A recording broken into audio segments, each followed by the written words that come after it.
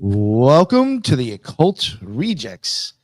Tonight's episode, you got a few of us with us tonight. We got the Headless Giant. What is going on, sir? Thank you very much for joining us. Thank you for having me. I love Virginia conspiracy. This is my bag, so I'm going to be digging in deep. So thank you very much for having me. You can find me at the Headless Giant podcast on YouTube and on X. And also, if you have any paranormal stories or any kind of strange dreams, you can send it to me at the Headless Giant podcast at gmail.com. And we will get those out on Thursday and analyze your dreams or paranormal situations. So thank you very much. Hell yeah. Thank you very much, Headless. Definitely send in your stories. And if you haven't listened to it yet, definitely check it out. It's a fun show. And we do cover a symbol or a sigil every week. So you get to learn something as well. And we got my man Tyrone. Again, I met him at the Cosmic Summit. Cool motherfucker. Got to get him on.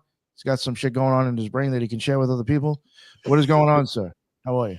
Hey, I appreciate it. Thank you for letting me join you guys. It's always a pleasure to be over here, be with like-minded people. Best author of Journey Through the Origins of History. You know, it's on Amazon. You can buy your copy. I love sharing what I share. I just love reading and just sharing what I've read. That's all I like to do. I don't care about anything else, but just sharing exactly what I've read. That's awesome, man. Thank you very much. And we got Tim Constantine with us tonight. What is going on, sir?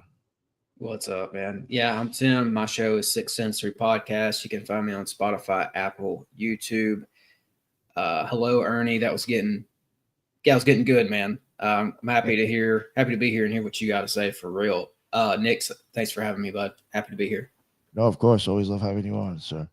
And finally, to the guest himself, we got Ernie. What is going on, sir? Please. Well, first off, I'd like to let people know he actually reached out to me. He was a listener of the show, and he hit me up, and he said that me and Headless were talking about something, and it was blowing his mind, and he's got stuff to add to it. So here we are.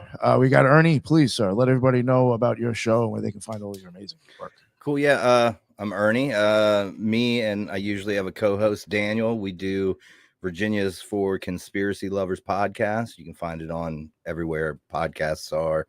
And then we have a YouTube channel because I try to do as much visual kind of aids as possible. And it is VA Con Lovers podcast, which I didn't realize sounded like a bunch of dudes who were into like Virginia convicts until after the thing was already made, but it's up there now. So VA Con podcast on YouTube.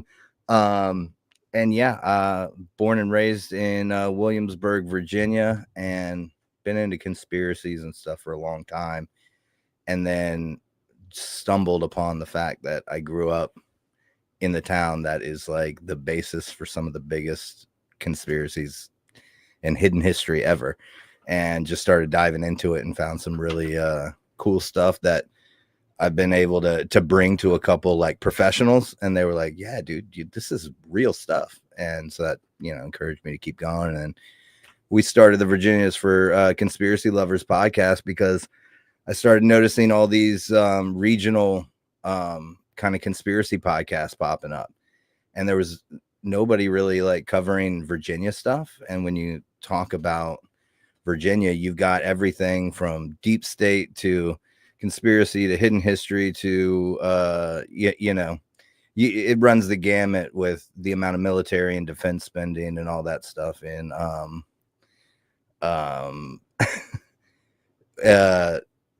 into like hidden history and whatnot. So yeah, that's me.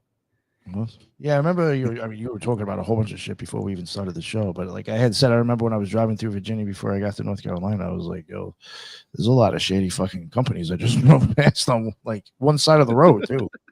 I was like, what the fuck? That's kind of the trip through Virginia. If you come in from the west, you hit a lot of like crazy mountain Appalachian towns that have their own awesome, folk magic history and old like kind of Hatfield McCoy like stories and coal miner like war stories.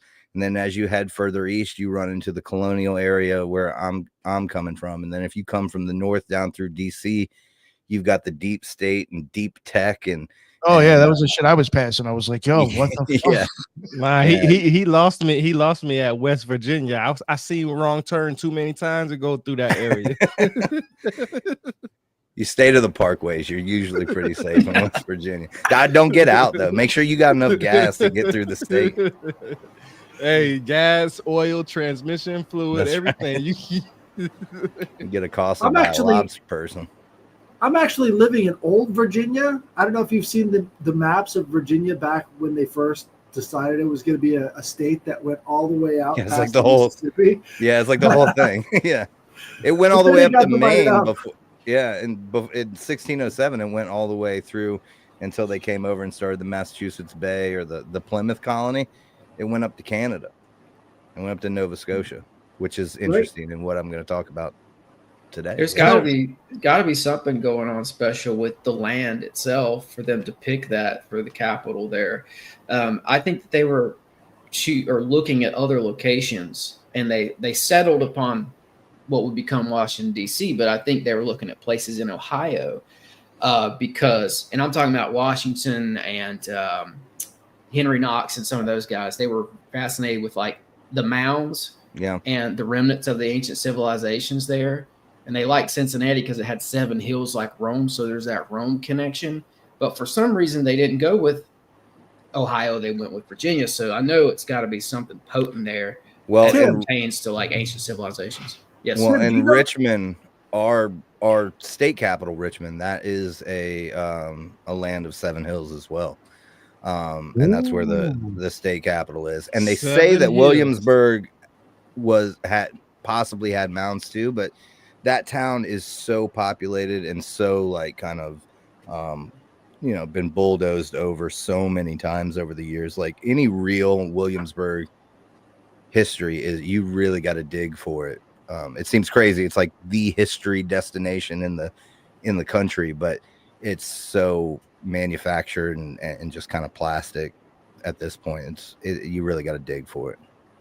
Yeah, you know what, man? That's a great point. I think I'd read that before too, going back to the 7 hills part, because they liked that about the DC area because it had 7 hills too. Yeah. So it's like there's definitely a Roman connection there. There's an Etruscan connection there too, because the Etruscans built Rome. Tim, And- what was the name? What was the name of Washington D.C. before they switched it over to Washington?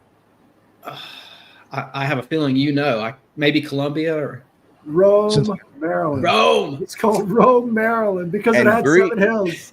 Greek as well. Seven is Yeah. actually 7. The number 7 is found in every old civilization. 7 steps, 7 pillars, all these different things. I mean, 7 has been That's found 7. a lot. Yeah, that number 7 is very important in a lot of ancient civilizations from different places. So yeah, that's interesting to me about the number 7. 'Cause I was just talking about that the other day about the number 7. And the word 7 and 3 makes 10, which makes it perfection. Like 7 and 3 is Oh, yeah. is a way that's perfection. It's just Oh, number 10 is I actually think you guys perfection and froze on stuff. me. So yeah. Ernie, are Yeah, you there? Rome, I got you back Virginia. now. I can hear you now. All right, we're good. Yeah, we lost you for a second. No, what I was gonna say is the word you're talking about Roman influence and things like that, but Greek as well. I guess it would be Rome. The word the reason that every state capital in the United States is spelled CIP or CAPITOL instead of AL, because the capital of somewhere is spelled with an AL. OL comes from the Capitolium, which was on one of the hills of Rome that they did Saturn-esque sacrifices. I don't know, it's kind of muddled, but it was like a human sacrifice hill in Rome. And the first capital in the colonies was Williamsburg, what I'm going to talk about today. And so the Capitol building there, the OL wasn't used until they built the Capitol building, and they spelled that with an OL to pay homage to the Capitolium. The Capitol. Yeah, the Etruscans built that over in Rome. Yeah. And there we was go. definitely human sacrifice involved. There's a story that allegedly there's some comparisons between decapito and the word decapitate, because they were cutting people's heads off and using it for divination, and apparently there were still disembodied heads in the foundation of decapito in Rome, because the Etruscans wanted, they were sorcerers. So yeah. Well, and the crazy thing about it too is DC, the capital of the country, got spelled with that OL, and nobody else was at the time. It was the colonial capital, the Capitol building in Williamsburg, but Thomas Jefferson was absolutely adamant that the capital in DC be spelled with an OL because of his Williamsburg roots, living literally 2 blocks from the Capitol when he was at William and Mary, and then when he would come and be mentored and lived with George Wythe, the guy who created the Virginia seal, which has Athena on it, shaking her spear over. There's some controversy on that one, so I think on whether it's Athena. Yeah, I think. I got a slide. I got a slide. I was hoping we get into some of this goddess worship, divine feminine stuff, because I know that's everywhere in DC. I've got a cool slide. Starts with the Masons. That both that George Wythe, he created the first seal for William and Mary, and then he also created the Virginia seal. And well, I'll show you the slide. We'll get to it, but it's because Minerva is kind of the equivalent, like the equivalent of Athena. You mentioned Minerva, that you struck a nerve with me. I like that one right there. Yeah, but here's the problem though. It's not the pose. The pose is very much what's her name? The Kali. It's a Kali pose. Oh. And the syncretism of Kali is Artemis. Artemis is far more well used in ancient Greece. And that Artemisian flavor there is what I think that's the Columbia type goddess personality they were going with in DC. But, all that came through, what's his name? I went to the college. The guy who designed the seal said that it was Virtus. It's clearly not Virtus. Wait, what seal are you talking about? The United States seal or the DC? Virginia flag. The bestest flag ever. Yeah, it's got a booby on it. It's got a booby. Clearly the best state flag that we have. It's got an exposed booby. Yeah, but I'll pull it up and I just pulled it up too. I was like, what?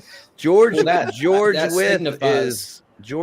is responsible for that seal, and he is the reason that Thomas Jefferson was obsessed with Francis Bacon, because he was obsessed with Francis Bacon, so much so that both of them, Jefferson married into the Bacon family through the Randolphs, and then they both were so obsessed that they both employed direct descendants of Bacon at Monticello, and then George Wythe in his home in Williamsburg.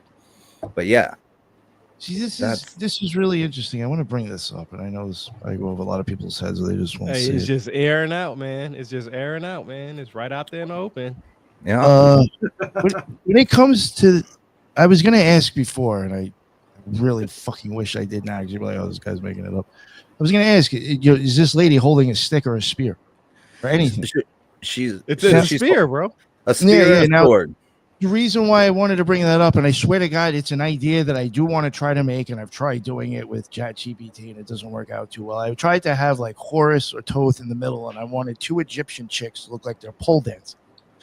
And the reason I want them to look like they're pole dancing is because I do think a lot of feminine, especially her now with that tit showing, a lot of feminine, this is just my opinion, a lot of feminine images, especially if they're holding sticks, they're representing the hyaloid canal. The stick, it is straight when your eye is one way, and then it bends like they're fucking pole dancing or sitting. They bend like an S. And then that's another pose when your eye changes again. And now, if you want to think about it, the nipple on a female, when the baby puts its mouth on there, it's going to send a signal to the fucking pineal gland, and it's going to tell the baby where it is, what fucking season it's in the third eye. So I do wonder if that type of shit right there is actually showing something to do with your eyeball. It sounds fucking out there, but wait till I show you the William and Mary seal. The nudity signifies that it's a goddess. Just want to throw that out there. if she was covered, I don't think, they would be up for debate. But if you And then, like, see a even bare the, breast, they're a goddess. Even the wheat Right. or that shit around it is what the zonules of Zin look like. That surrounds your whole lens on your eyeball. Yeah. Your zonules of Zin look Yeah. just like that shit. Well, I could bring up pictures. You'd be like, "What the fuck?" I'm being serious. Wait till you see the reverse side of it. The reverse side of it has some major squint images as well, but that's the obverse. That's the front of it. But the back side is her in 3 parts giving out grain or something. Yeah, So, I've never paid attention to that one much. I don't know why.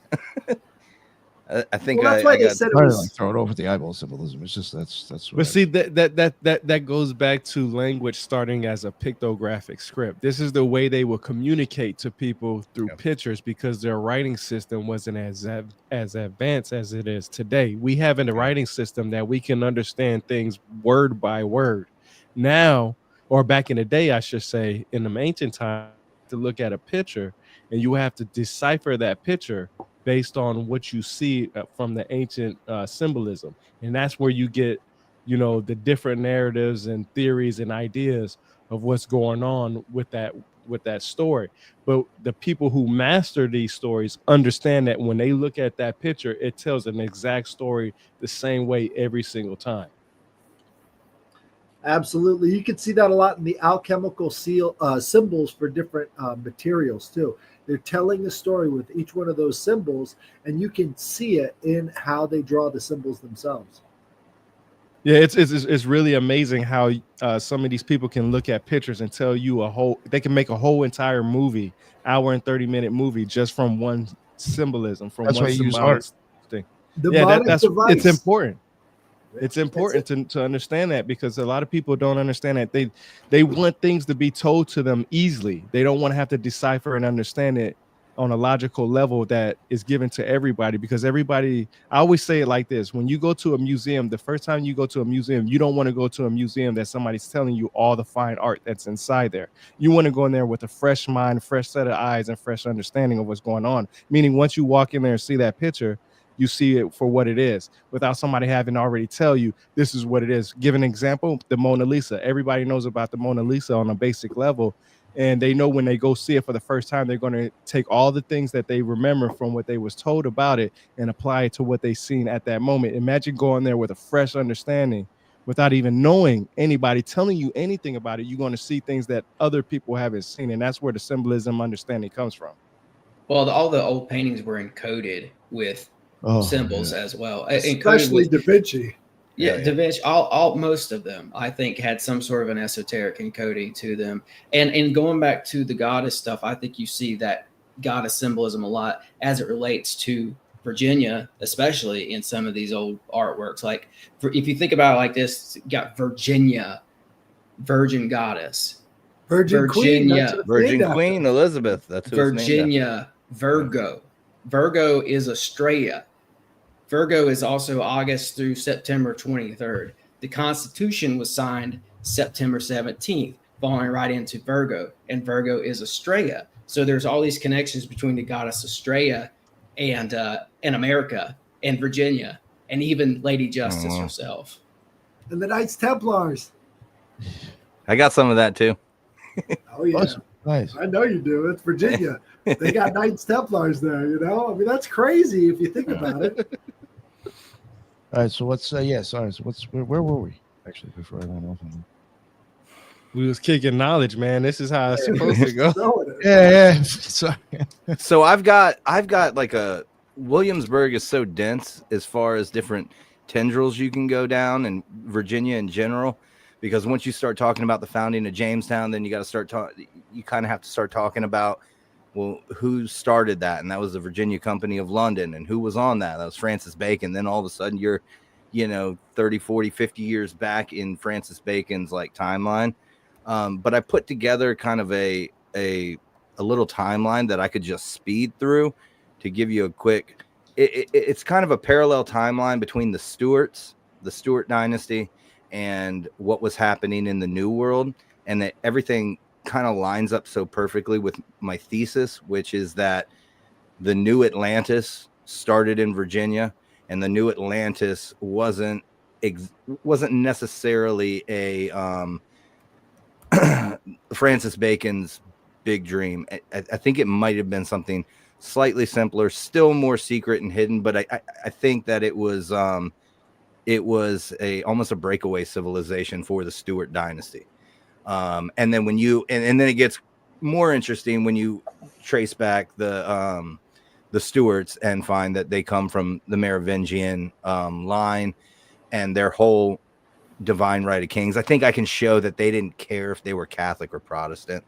But I have a quick, I can speed read through it real quick, and then I'll go, and I've got a bunch of really cool slides and alignments and measurements that'll probably blow you away. But I think it's helpful for people who, it's crazy that a lot of people don't have a lot of like just general Virginia history, and it's kind of the birthplace of the country. But I could go through that real quick if you're interested. Go for it. Good. All right. Let me pull this up. History and knowledge always interests me, so you ain't even have to ask that question. Good deal. All right. So below chronological account of key events that illustrate the narrative that that this is a Merovingian Stewart breakaway civilization. First and foremost, the Lodge of Edinburgh was created in 1599. That charter was given by James I, who took over I think it was 1600. It might have been 1599 when he took over the throne after Queen Elizabeth died. I know she died, I think, 1598.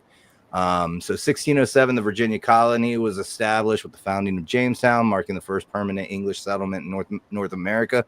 This event laid the groundwork for the English colonial expansion and signified the beginning of the Stewart influence in the New World.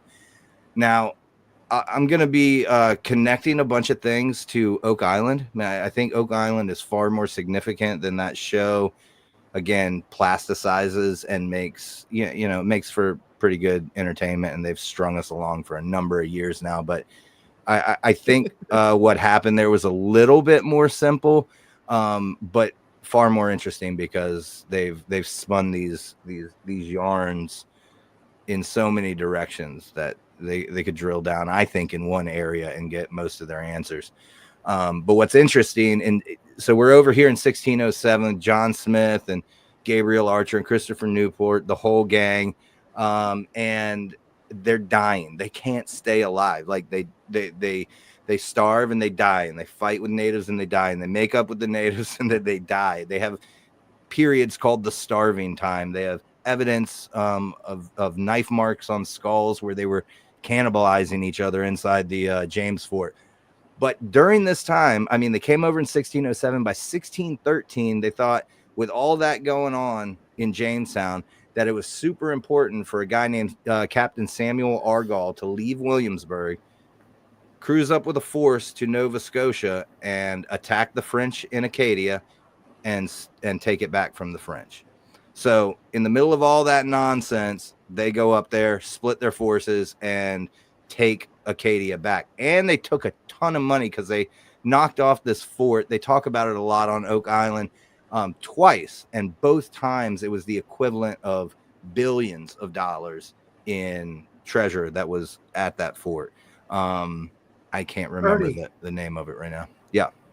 If I could stop you real quick. So these guys have descendants that fight in the Revolutionary War. Oh, 100%. Oh, yeah.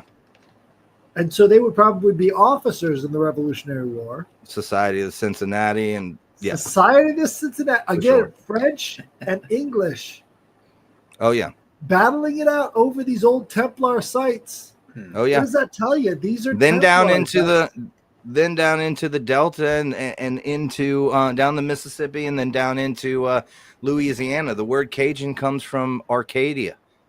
Acadia turned into Cajun when they got down south. And when you talk about the possibility of Prince Maddox and that whole crew coming up into the Bay of Mobile around Alabama, it gives some a little bit more importance to that New Orleans, Louisiana area. But So so Acadia is an old Mesopotamian Mediterranean civilization, right? Greek, yeah, baby, and then Greek. Arcadia is the Greek like Yeah, view but of paradise. Acadia is basically over there in the Holy Land or nearby. Yeah, No, and they that's- don't know. Iraq. Yeah, and they don't know whether or not that it might be an amalgamation of the two, but why they started using that to name French peoples and French places. Well, Arcadia it seems to go back to older orders. Sorry, and I'll let you finish. But it's like with the Society of Cincinnati, yeah, there's some Templar, but it's also just representative of older orders as a whole. Those group of guys brought different things to the table. So I don't see why not. And like we're talking about these old forts named Acadia and stuff, like this all points back to older orders to me. Maybe even the James Fort that you brought up, the 1607 fort, like it kind of looks like a star fort to me. And it kind of it's makes me laid think out. it's older. Yeah, it's laid out like that for sure. Like a crude version, Immediately they pissed off the natives, and building palisades and a fancier architectural fort went out the window, and they just had the 3-sided palisade with kind of like a turret area on each one, and then they just all died. I think they were at one point, one of the supply missions came back and there was like 40 people there. I mean, they couldn't stay alive. All right, so we're talking about the Stuarts. King James is the king. They go take Acadia, Nova Scotia from the French. Charles becomes the king after James. He's executed in 1649. That begins the period of like the Cromwell, the Commonwealth.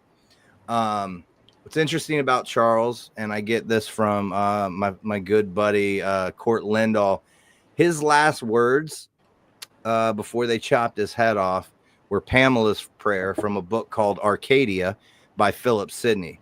And then I go on to say, Acadia, the name of Nova Scotia at the time. Also, the book Arcadia by Philip Sidney, who Charles' last words were a prayer from that particular book, has a treasure story that mirrors almost one for one the Oak Island treasure story. And it was brought up when Court Lindahl was brought onto the show. He's got the most popular, like in like they did some vote. He's got like the most popular like view on what happened there, and they never talked about it again. But in Arcadia, there's literally a story about a guy sending another guy out to go find a treasure that he buried underneath an oak tree that has several levels to it. He gets down to a certain level, and there's a stone with an inscription on it. Underneath that stone, he finds a box of poetry or something like that. And it's almost, I think it's allegorical, and it's almost kind of this kind of death and rebirth ritual light. You know what I mean? Like it's an adventure's tale. It's a massive practical joke. It's a massive practical joke that they kept to themselves all these years until people started digging up the money pit. Yeah, they call it the money pit. It is. Now there may be something there, but I've fallen on the side of Lindahl, and I think that it probably has more to do with memento mori and probably a burial. Okay, so Civil War happens. Parliament rule 1651 to 1660. As soon as 1660 hits, Charles II starts his reign. Okay, so they boot the Commonwealth out. They're like, we want the kings back. Charles II starts. That's the exact same year the Royal Society is founded by Christopher Wren and a handful of other natural philosophers, which was a precursor to Masonry. The very first building, the oldest building at William and Mary, is the Christopher Wren building. It's argued whether or not he designed it or not, but we do know that very early on it did burn down, and he sent his personal. He was in the middle of the rebuilding of London, and after the 1666 fires, And he still took the time to send his personal landscaper over to do the landscaping around the Wren building, what's now called the Wren Yard, in the middle of all that. So Charles II is reigning. Now, when Charles II is the king, they don't want him there. So much so that Parliament is continually trying to pass a law to remove James, Charles's brother, from the line of succession. They want the Stewart dynasty to end with Charles II, however that may come. This leads me to the opinion that I think the writing was on the wall for the Stuarts. Now, remember, Mary Queen of Scots, James I's mother, she had really the best claim to the throne, and she should have been the king before Bloody Mary and before Bloody Mary's little brother and before Queen Elizabeth. But what Ernie, they stuck her in a tower and chopped her head off. Go ahead. Ernie, do you believe that the Stewart line is still alive in Appalachia? I believe it's a possibility. I believe that the Stewart line and the Stewart ideals just kind of morphed into Mason. It just kind of rebranded into Masonry and a different type of control system.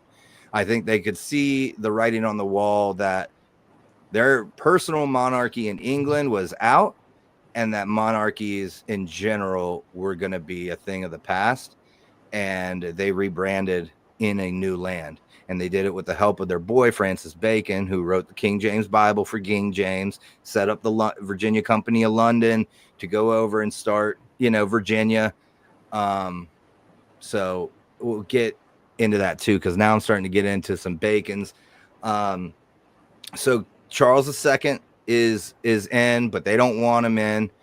And immediately, Nathaniel Bacon pops on the scene. Okay.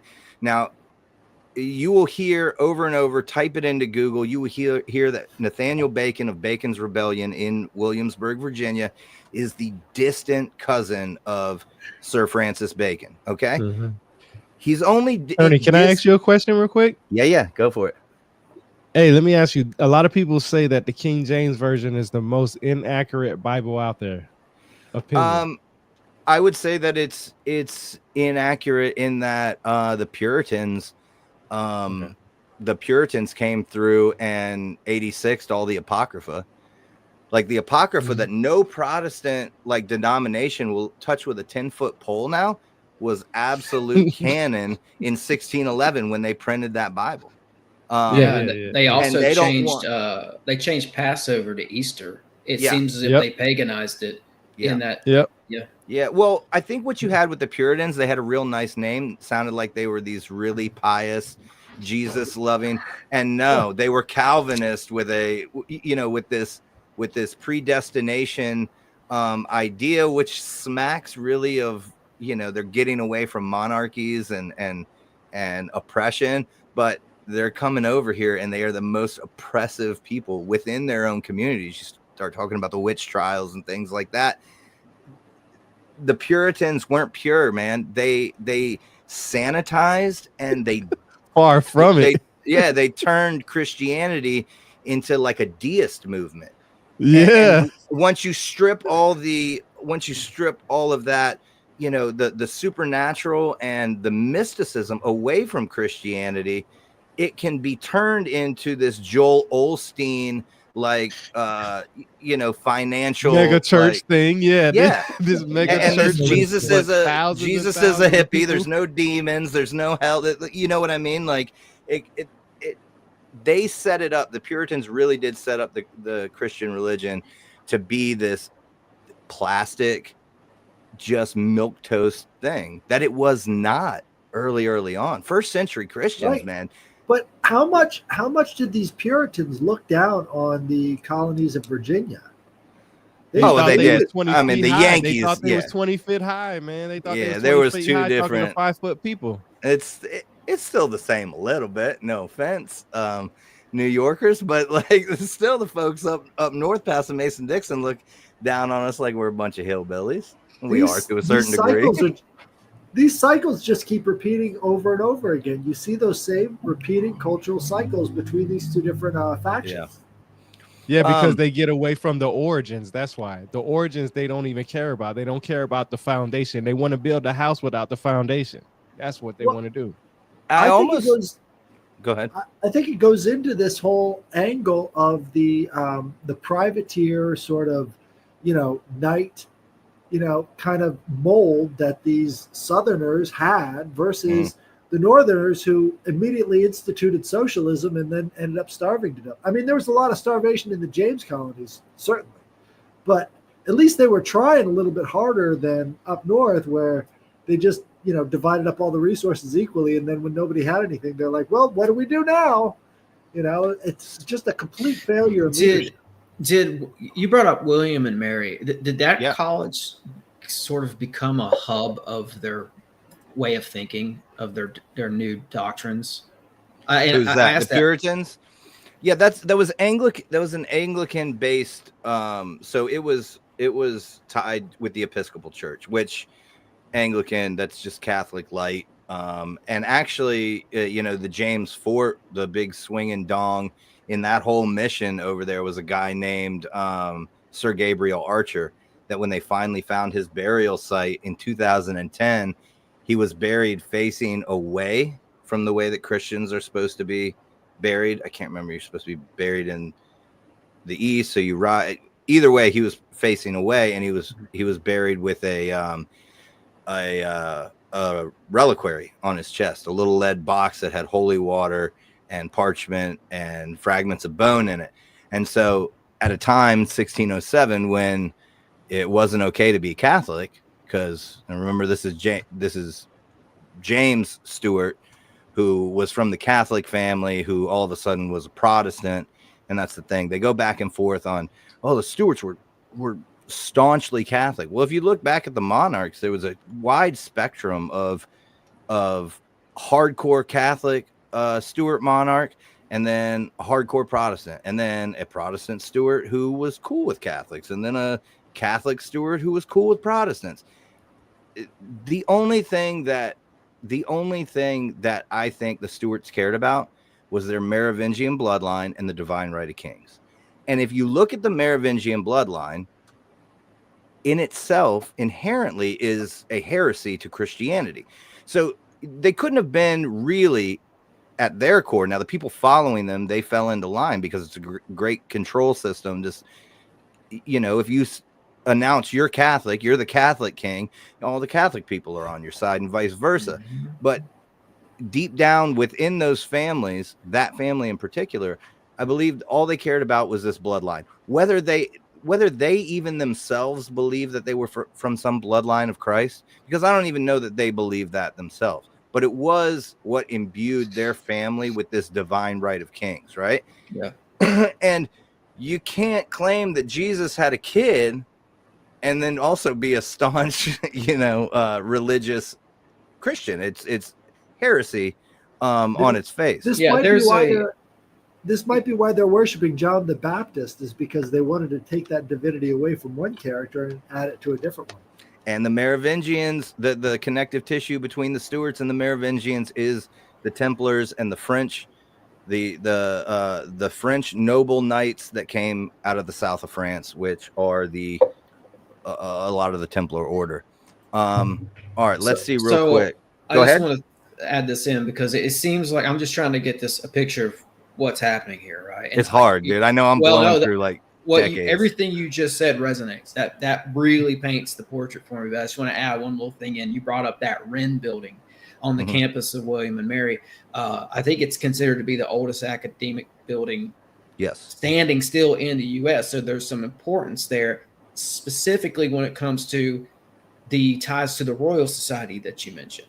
100%, especially when it's named after the founder of the Royal Society. Bam. And that was what, around 1660 when that kicked off. That to me, it signifies this new type of doctrine that's coming in. Yeah. And let me blow you away real quick. While you just said that, the next point I'm getting into is Nathaniel Bacon. And like I said, he was a much closer descendant to Francis Bacon than people say. They say he was a distant relative. He was Francis Bacon's uncle's grandson. You know what I mean? Like, I don't know if that means anything to anybody else, but down here in the South, your uncle's grandson, that ain't a distant relation. You know what I mean? That's pretty close. So he wasn't that far away, because I think people try to use that to say that he, you know, his ideals had nothing to do with what Bacon was thinking and doing. I don't think that's the case, because in 1661, Nathaniel Bacon, he's over in England, and he starts studying under natural philosopher in the Royal Society named John Ray, another natural philosopher. From 1663 to 1664, he tours Europe and all the old world sites with John Ray, who is best buds with Christopher Wren. So that's 1663 to 1664. I believe by 1665, he starts doing law at Gray's Inn. So he went to the same college. He went to Cambridge, just the same as Francis Bacon did. He starts hobnobbing with the founders of the Royal Society, which I think is a continuation of Bacon's Rosicrucian beginnings. And then obviously the Royal Society is the beginnings of what is going to become like the book for Masonry, I think, or at least the group of guys that are going to kind of push the national, you know, the coming And out science. party and science. So in 1665, he's at Gray's Inn, which was where Francis Bacon was studying law. In 1670, he marries a noble. This is the most interesting part about Nathaniel Bacon. In 1670, he marries a noble woman, Elizabeth Duke, right? Her dad's a Lord something Duke. And 4 years later, he just gets a bug up his ass and decides, I'm moving me and my noblewoman wife out to Podunk, nowhere, New World, Virginia, to grow corn and tobacco, right? This is 1674. By 1676, he has started a revolution, taken over the entire government of Williamsburg, and then shit himself to death from dysentery, died. The body was never found. Okay. And this was not like Nathaniel Bacon. He gets brushed off a lot as like, he had this little rebellion where he wanted to kill natives and they didn't want to. What it was is he was rebelling against the corrupt government within Williamsburg, because they had all these like side trade deals with different tribes and stuff. And so all those guys were protected, but all the plantations on the outskirts of the colony were getting just raided and murked like all day long. And he wanted some help and they wouldn't give it to him. So he took over the government in 1676, exactly 100 years before the revolution, in 1776. And also, and I think from what I've learned is that Nathaniel Bacon was closer to those people's George Washington than anybody would give him credit for now. So much so that they buried him in secret, and to this day nobody knows where he's buried. And that's actually one of Court Lindahl's theories on this vault that supposedly Manly P. Hall's wife decoded some Shakespeare and kind of pinpointed at the thing that perked up the Rockefellers and got them obsessed with Williamsburg. Well, anybody who knows about the Shakespeare Code, yep, they've left these coded messages in a trail all around England. Yeah, and if it picks up in the New World, it would make sense that would be that vault that Manly P. Hall's right now. Yeah. Well, and have you ever heard of in the Wren churchyard, or I'm sorry, the Bruton Parish Churchyard in Williamsburg. So it's literally a block or two away from the campus of William and Mary. It's the oldest church in Virginia, and it's It's the one that Manly P. Hall's wife said there's something buried. Anyway, there is I might get some of this wrong, but the general idea, there is a tomb right next to the church, and the inscription on the tomb starts off "Dear Reader." I listened to another researcher who has scoured the globe trying to find another epitaph that starts off "Dear Reader," and it just wasn't ever done anywhere ever. This is a very unique thing to write "Dear Reader." Well, this particular person, his name was Nicholson. I'm about to get into the Nicholson family and their weird kind of secret esoteric beginnings and activities in Williamsburg. But not only that, he was boys with Thomas Jefferson, and he paid Thomas Jefferson owed this dude money, like their whole friendship. And then just before this guy died, he paid Jefferson this certain sum of money that everybody kind of assumes it was to get his burial stone made. And like I said, Thomas Jefferson was married into the Bacon family through the Randolph line of the Bacon family. The Randolphs were boys, or they were also members through a different side of their family with Philip Sidney, who wrote the book Arcadia. And they are the ones, the Randolphs were known to be the ones who had the second folio of Shakespeare. There's like two of them in existence. I don't think there's any. Are we talking Beverly Randolph? Yeah, the Beverly was one of them. There's tons of Williamsburg or Virginia is lousy. Pennsylvania. Important Randolphs. No, I'm talking about in Pennsylvania, because in Pennsylvania that's where the Rosicrucian Rosicrucians came through the Beverly. I don't Randolph. know if they're the same Randolphs, but I can't imagine they didn't have some sort of relation. Yeah.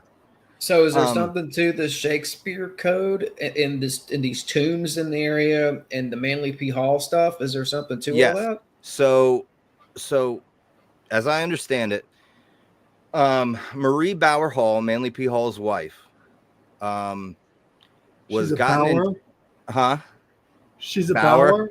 Yeah, that was her maiden name. She was a Bower. Yeah, I know. Baur, or Bauer, something like that. So this guy got in contact with her. He was a physician from, I want to say, Ohio, but I might be wrong on that. And he was obsessed with Shakespeare and decoding Shakespeare. And he got in touch with her, and she spent tons of time with him. And then shortly after that, she comes out with this book called Williamsburg Unearthed, or the Bruton Vault Unearthed, something like that. And it's this entire this book is all about how she was able to decode some tombstones in the churchyard, some Francis Bacon stuff, and some Shakespeare stuff. And that told her where the original church footprint was, because that church was built in like the 1640s, burnt down once, rebuilt on the same site. And then in the 1700s, it was rebuilt again on the same piece of land, but just like, I don't know, like 50 feet next to it, right? But the original footprint of the original church had been lost to time and just overgrown, and that's where all the tombs were and whatnot. Well, she got in contact with the Bruton Parish Church and was in the 20s and was like, hey, I can tell you like to the inch where you can find that original. Sure enough, they did. They went out and dug it up. But also in those same conversations, she was like, and also where 20 foot below where the original bell tower was of that church, there's a vault 20 foot by 20 foot, 20 feet down below that where the bell tower would have been in that original footprint, right? Well, right around that time is when the Rockefellers swoop in, right? And then Bruton Parish doesn't want to talk to her anymore, and they don't want to investigate this. They don't want to investigate this supposed vault. Well, she bangs the drum on this stuff all the way into the 90s. It's so much so that there is a cult called the Sages of the Seventh Seal, this like new age cult out of somewhere in California, who are obsessed with Manly P. Hall and her, and so much so that they claim that in this vault that she said she found or reported was underneath the old Bruton Parish Church, there was some sort of information, Francis Bacon information down there that would set off the apocalypse. I don't know. And in the 90s, you can find news reports. They came over to Virginia, hopped the fence of the churchyard in the middle of the night and started digging up the graveyard. Well, so somebody may have been following an older alchemical tradition. That's and encoding stuff into the church, because they did that. Fulcanelli wrote a book about it. Yeah. All the cathedrals, the Gothic cathedrals that kicked off, they were all built at the moment the Templars started up in around 1100. They were encoding alchemical secrets into the architecture of the buildings themselves.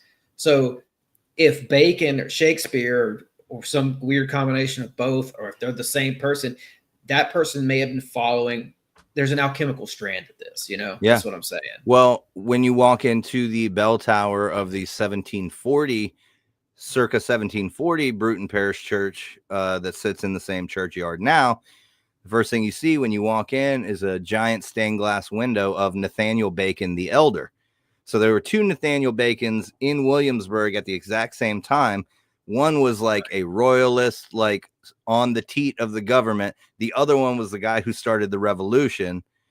The guy who started the revolution, they can't find him, but there's pretty solid evidence. Court Lindahl has pieced Marie Bauer Hall's research together, and he's got some really incredible evidence that what is probably in that vault may be the body of Nathaniel Bacon the Younger. So Ernie, I gotta ask you, are you following the current sort of disclosure movement coming out of the Knights Templar right now? The Hogan guy talking about the different boxes that they supposedly have buried all over the states. I am. They say that there are, it's kind of an I am cult, but this guy claims to have the lineage. I mean, we know it's a lineage tradition, and they don't claim that in any of these offshoots. And there's a recent video of them opening up the time capsule in the base of Robert E. Lee's statue. Yeah, I heard about that. Yeah. And they pull out the postcard from the Knights Templar in there. Yeah.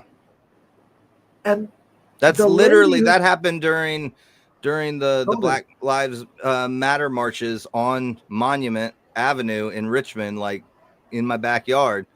I mean, I know people.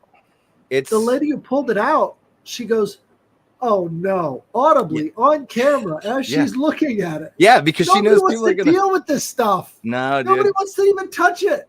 But this is what I'm talking about with Virginia. They decide to move a statue that's offensive, and they just find incredible hidden history just stuck in a rock. So that was put there in the 20s. That statue was placed there in the 20s. Yeah. So it's a literal calling card for the Knights Templar. They're like, hey, we were here. Whatever you're looking for, we got it. And when I finally get to my like alignments and measurements and stuff, this all helps to prove like what I've found, that this is not only, just cathedrals that were built and imbued with like symbolism. This stuff happens to this day. I can show you a piece of what I found that I think was placed there in 2010 that falls directly in line with a tree of life configuration that it's pretty stunning. Let me burn through real quick the rest of this, because I think you guys get the point. We're locked in. All right. Yeah, after this, I do want to bring up something. So just okay.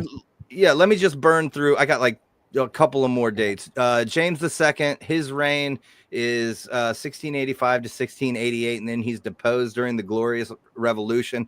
That's when they booted out the Stewarts for good, except for the Hanoverian William married the daughter of James II. So William and Mary is a Hanoverian and a Stewart. And then Mary's daughter, Queen Anne of the Queen Anne's Revenge fame, she becomes the queen after that. And then after her, it's all Hanoverian after that.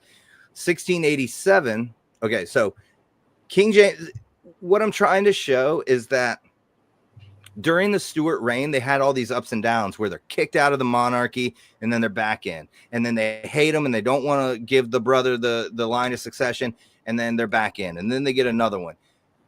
And meanwhile, this stuff is also happening in Virginia, right? During the Stuarts, the first Stuart rule, they go over to Virginia. Well, James I, he knew that his line was probably their time was gonna be short. I mean, they held his mom captive, who had the stronger claim, and then cut off her head. Then he becomes the king. I think as soon as he became king, he was like, Bacon, get some dudes, go over to that other piece of land and find us like a safe haven and start setting up. That's kind of where I'm at right now. And I think they knew. Can I point something? Can I point something out real quick? Just 1 second. This is what happens when your elites are fighting with each other. Yeah. You get massive explosions in colonization and movement and strength and different forces. But when you don't have that competition, you get stagnation, like what we're in right now. Yep. We're in this stagnation point where none of these people feel like they're in competition with each other. So podcasts like this are very important to spread around, because you can build that tension within the elites, and hopefully they start killing each other again. All right. Well, that was basically my question. Are we talking about two bloodlines here that are kind of warring? Yeah. Well, nobody wanted the Stuarts. The Tudors didn't want the Stuarts in. The Tudors held on as long as they possibly could. They were they had a shaky, claim to the throne anyway. Really, Elizabeth probably shouldn't have been the queen, and Mary, Queen of Scots, should have been the queen. But yeah, the Tudor, they were all Scottish too. These were the Scottish nobles. They didn't want the Scots to be running England, And as soon as the Tudors were out of the picture, they had a good little reign of about 85 years. And then here come the Hanoverians in, who don't even speak English, and they take over the monarchy. But so James the second is all right. So James II is in from 1685 to 1688. In 1687, Sir William Phipps, who was the governor of the Massachusetts Bay Colony, discovered a silver treasure of the Concepcion Spanish galleon. This event was significant for the economic and political landscape of the colonies during this period. Now, he wasn't the governor of the Massachusetts Bay Colony yet. He was a rags to riches kind of guy, and he came from nothing and then became a captain of a ship, was put on as a privateer for the Massachusetts Bay Colony to go down, find the Concepcion, and get, it was like 6 tons of silver on it. He finds it. He brings it up. He only takes like 3 tons to England and gives to the king. So they wonder where he says that they weren't able to get it all, and then they couldn't find the ship anymore, but they wonder where it is. A big theory, one of the best theories of what's on Oak Island, especially when you see the stuff now, they're testing the water and it's tons of silver, not gold, is that William Phipps hid his silver on Oak Island, an island that he knew about because it had been used for years for kind of the same thing. Now, what points even better to that is that Francis Nicholson also served as the Massachusetts Bay Colony governor. Following Phipps' governorship, Nicholson was also the governor of Virginia from 1690 to 1692, and then again from 1698 to 1705, and then from 1712 to like 1715, Francis Nicholson of the Nicholson family of the Dear Reader tombstone is the governor, he finishes off his gubernatorial career as the governor of Nova Scotia. Now, they say that Nicholson and Phipps didn't know each other, but they were a year apart in being governors in the Massachusetts Bay Colony. And then Francis Nicholson was the governor of the Massachusetts Bay Colony when William Phipps found the treasure. Then he becomes the governor of Virginia during the time that the campus of William and Mary is being built, and then he ends his governor career as the governor of Nova Scotia. Now, they say that Nicholson and Phipps didn't know each other, but Nicholson has one family member in the New World. It's a sister, and the only thing that we know about her in history at all is that she lived in Nova Scotia and that her married name was Phipps. Now, Phipps had a wife in Massachusetts that he was with forever, but just so happens these guys who are very close to this treasure and Nova Scotia, his sister has the privateer's name. Now, 1693, College of William and Mary is founded, becomes the oldest institution of higher education in the United States, or the second oldest.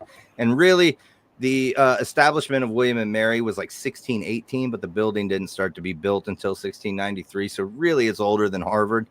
1712. Anyway, this is just a synopsis as I share visual examples of Freemasonic and Kabbalistic symbolism woven into the campus of William and Mary from its inception all the way up until present day. These symbols reflect the underlying influence of the Stewart dynasty, their use of free masonry to maintain power. Connections between Williamsburg and Oak Island suggest a deeper narrative of these events, the timing of the founding of William and Mary, and the concurrent of the influential figures like Nicholson Phipps indicates potential clandestine activities involving hidden treasures, blah, blah, blah. The establishment of the Grand Lodge in London, 1717, marked the rise of Freemasonry as a powerful force, allowing the Stuarts to rebrand themselves and retain influence without direct monarchy. Principles of Freemasonry, which emphasize brotherhood and enlightenment, aligned with the values and would later underpin American society. I just have to point this out real quick. Yeah. The value of rebranding in this time period is much more valuable than gold. If you can rebrand yourself, it's everything. Completely wipe the slate clean. All of your associations are now new. Rebranding is always the most powerful force throughout history. So that's also what I was going to say, similar to what I was going to say. I was going to ask, at least, are we talking about Freemasons proper here, or are did they break off and create another Scottish type? So you always have kind of the York Rite hardliner Masons in England, Grand Lodge type folks, which is infiltrated by the Scots as well.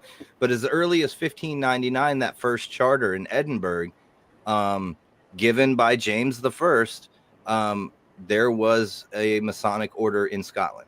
And the Scottish Rite of Freemasonry comes from that. Now, you look at most of the Masons in this country, the percentage of York Rite Freemasons to Scottish Rite Freemasons is crazy lopsided. Like, America is Scottish Rite. And I think there's a reason for that. Hey, Ernie.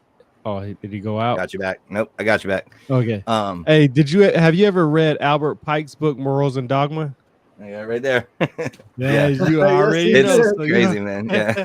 I found a really old version too. That's like a late, like an early 1900s version. So some of the parts that have been kind of redacted are still in there. So there's some wild stuff in that. Oh, yeah, I got a lot of tabs on that book, man. Like a lot.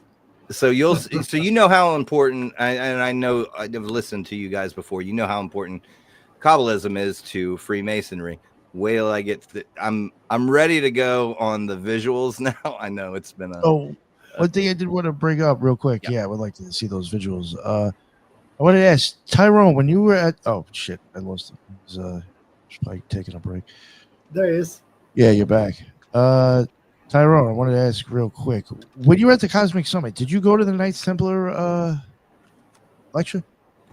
Nah, but I went to go talk to Scott Walter, and it's funny because he asked me straight up. He was like, "Are you a brother?" And I was like, "Nah." He's like, "How do you know some of this stuff?" I said, "Man, I read a lot of books about Masonry, from Albert Pike to Godfrey Higgins to Albert Churchward." I said, "I learned a lot about Masonry, as much as I possibly can, because the symbolism in them just alone tells you their stories. And if you don't understand the symbolism, you won't understand their stories, not even one bit."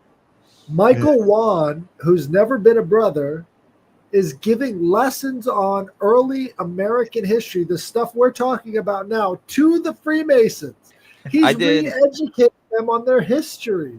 I did two talks at the Randolph Lodge in Petersburg, Virginia, on the history of Virginia Freemasonry to the Masons, and was introduced as, hey, listen up, brothers. This guy probably knows more about our history than we do. So what happened? Well, that is what. Yo, remember I had said, I bet you it has to do with the history why they asked him to go there, because they probably like, this guy knows more than they fucking. Yo, but the reason I was bringing up to asking him about the Knights Templar, it's just interesting that we're mentioning them, and a lot of people are bringing them up in the chat too, I guess, because we talked about it.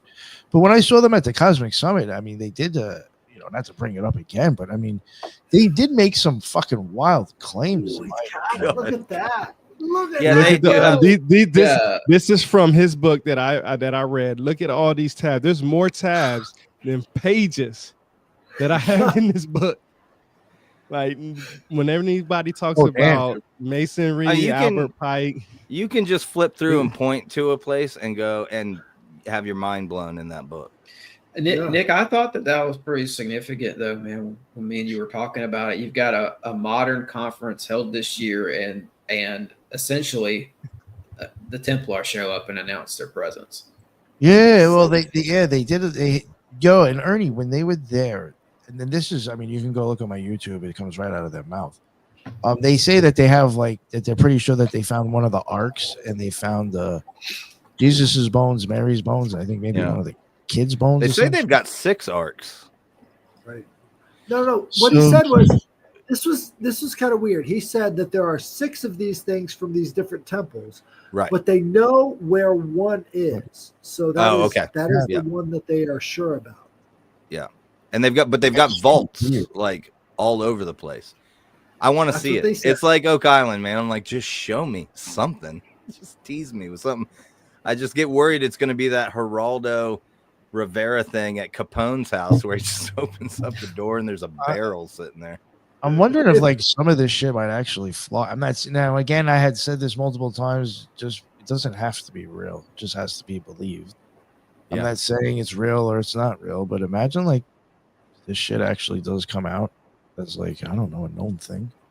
It's gonna be old and significant if it's anything, Guy, here's the big problem that I see. These guys don't even know their own history. They're having to take lessons from people like us. What the fuck is going on? Listen, I'm just going to keep it real, though. I mean, they probably asked him because he's probably the most knowledgeable in that lodge area. I'm just saying. That doesn't mean that everybody's fucking stupid that's in their lodge. Michael won in Pennsylvania. In that area. Well, it's Pennsylvania, you have the guys. There was a transfer of the knowledge. I'm not knocking you, Ernie, when I say that. You know. No, I know. Right? Well, and my opinion on it is it's a spectrum like anything else. In every lodge, you've got what I call your fish fry Masons, the guys who are the first 3 degrees. They're happy with that. They run the local fish fry. And then it's like anything else. You get out of it what you put into it. And some guys go as far as they can and learn as much. One of the guys in that lodge who was a regular of one of my restaurants, he went deep. I mean, he's got every degree you could imagine. I could talk to him all day long about the really intense esoteric stuff. And then there were other guys from the lodge, like I don't want to say exactly who, but important people in the lodge who it was literally just like, being part of the Kiwanis Club in that town, and this is a lodge named after the Randolphs, who literally their charter from the 1600s is still in the lodge, signed by Randolph. Like it doesn't make sense. This is just something I want to bring up. And Tyrone can probably totally vouch for me on this. When we were at the Cosmic Summit, there was a lot of people there that I met that were in orders that have actually been to the fucking pyramids, have been here, have been there, been here, have been there. I'm not trying to be a dick or stick up for anything, but those people probably know more than the fuck we do about those places. and serious. So just again, they know shit we don't because we haven't been there. Well, but and that's why I like to read their books. Yeah, me too. And a lot of those guys, I think nowadays, a lot of them that I meet started off like us, where they were into conspiracy and history and stuff. And they were like, well, I got to know, I need the cheat sheet. Like I need to know what some of these symbols mean, and then got really into it because you find that a lot more of the hereditary brothers and things like that just kind of do it because their grandfather was. But the people who have like a real end, like, I mean, you can't look at like Randall Carlson, like that guy is a 32nd degree Mason, and you know, he got into it so that he could learn some stuff. You know what I mean? Well, that's why, like I'm saying, like you see all these people there, and like they go together in groups and droves to like these places that I dream about going to, and like they actually go there and research and see the shit, and like I'm sure they fucking know a little bit more than I do about that. I think they're signaling. So that whole JJ Vance idea of one day they're going to merge back together into a Voltron-style giant robot, they're signaling that they don't have what they need, and they're trying to reconnect with the other pieces. You've got Mormonism, you've got Freemasonry, you've got Templars, you've got Rosicrucians, you've got all these different groups. Shriners, Jesters. Shriners. Oh, yeah, yo, I met a Shriner there. Don't you guys think that sometime? Don't you guys think that sometime after Pike there was a transfer of the knowledge of the secrets to other orders? Some of this stuff just went somewhere else. Well, and what you also have is the is it Henry Morgan or William Morgan, the Morgan affair in the 1820s, when some Masons took out a guy who was going to write a tell-all book, and Masonry goes in the toilet for a couple of decades. And that's when the Oddfellows and the Shriners and all these different, the Order of the Red Man and the Knights of Pythias and all the Knights of things started, because it was a way to continue Freemasonry in all these other arms. And while all this negative attention was on the Masons, I mean, that's when we had the anti-Masonic party that John Quincy Adams was a part of. We had a KOP up here in Black River Falls. They're gone. There's nobody who even knows who the KOP is. That's the thing. There's all these side groups that he just mentioned and did a great job at it. They were super mysterious. You mentioned the Red Man. I looked into that order. Still very serious. Pythies, the Knights of Pythias. They had a building here where I live in Nashville, shrouded in mystery. I can't find anything out about it. We have a huge one. So I look back in our town register, and we had a Knights of the Scissors. Only place I could ever find it mentioned. But it was a fraternal order called the Fraternal Order of the Knight of the Scissors. I don't know if it was like a tailor guild or something. But it existed. Were they lesbians? They were lesbians. Scissor Sisters, yeah. It might have been like the Eastern Star for. Hey man, it could have been a tailor thing too. I mean, you've got those, you've got these orders that are based around shoe crafters, whatever that's called, where you make shoemakers. I mean, there's an order of shoemakers that over in Spain. That's I was going to say cobblers because eye doctors too. There's an order of eye doctors.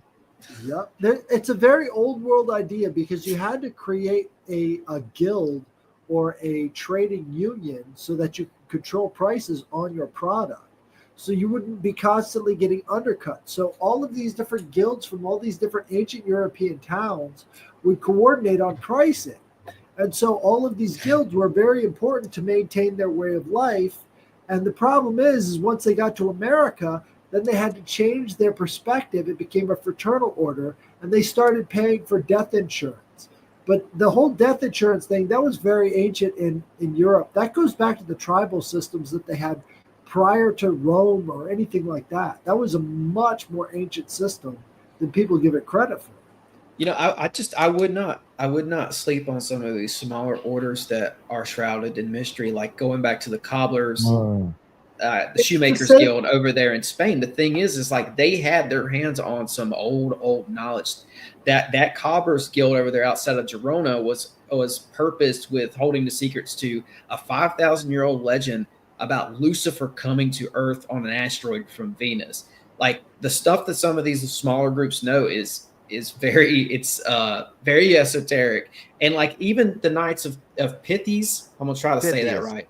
Pythias. That they had their little building next to the Parthenon, which is a recreation of the real Parthenon, and a pyramid in Nashville.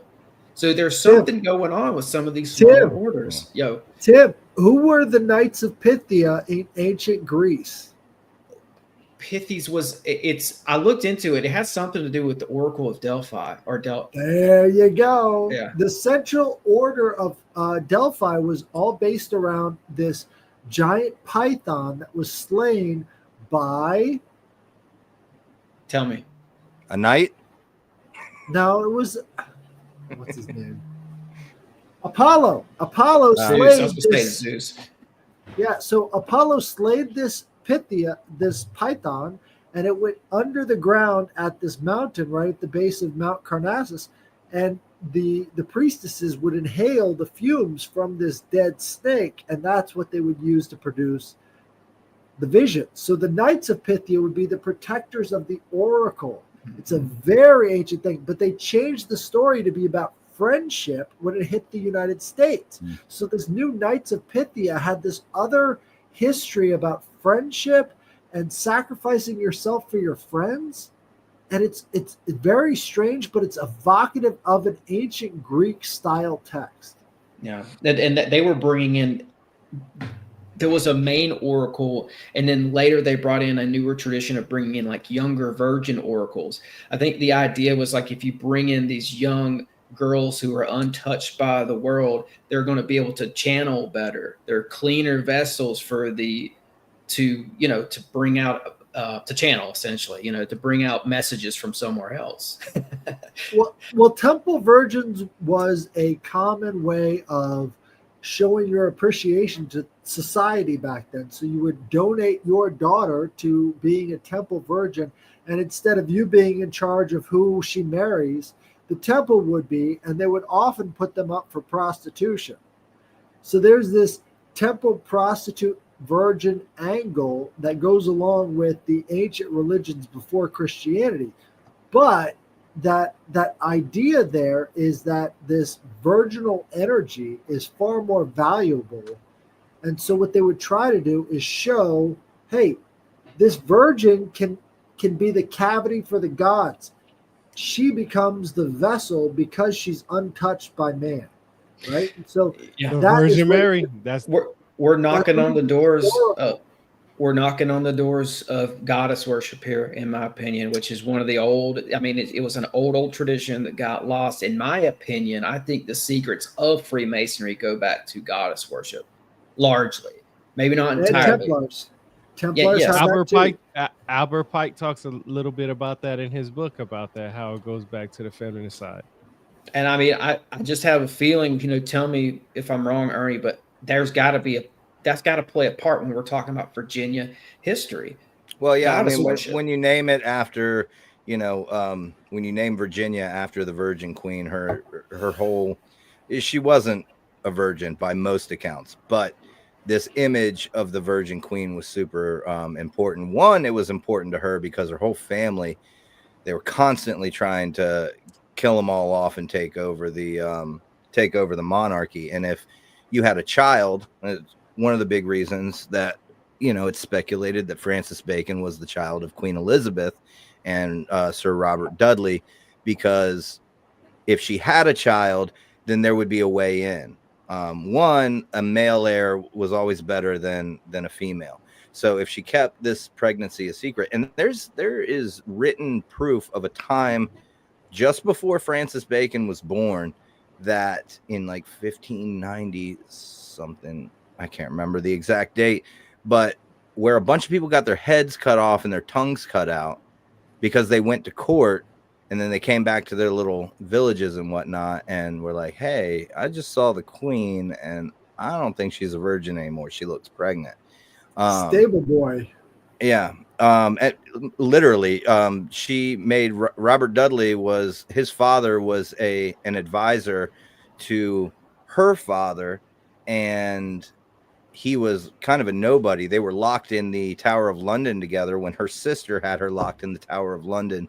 And then when she became queen, she up jumped Sir Robert Dudley to her master of horse, or Lord of Horse. So he quite literally was the stable boy. Stable boy. Yeah. Well, do you want me to get into these visuals? Because I've got a good amount of them, and they're pretty rad. I'm going to share my screen, and share screen. And something I was just showing real quick. I'm not going to bring it back up, but for people listening, you can use this site called GuideStar, and Tim was like mentioning, like, you know, sometimes I wonder about these rare, weird orders.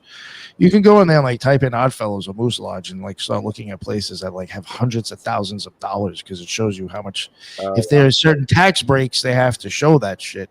Yeah. And I was just showing there was an Oddfellows Lodge that I think it was a few million. It's like, where the fuck is that money coming from? You know, so you have to start wondering what is up with these weird lodges that don't seem active anymore if they got all this fucking money pumping through. That nonprofit nonprofit thing. I was a member of the Moose Lodge in Williamsburg for 1 year because they had beer on tap. Yeah, that's I've heard. And you could drink until 4 a.m. there. They had beer there.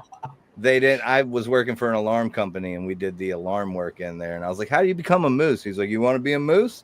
And I was like, "Yeah." And he was like, "Fill this out and come pick up your membership card." That's all I had to do. But they did still, and it was just, I mean, it was this like nicotine cigarette smoke, like soaked building with old guys playing like pull tabs and drinking. They had pull tables and drinking and shit. Yeah.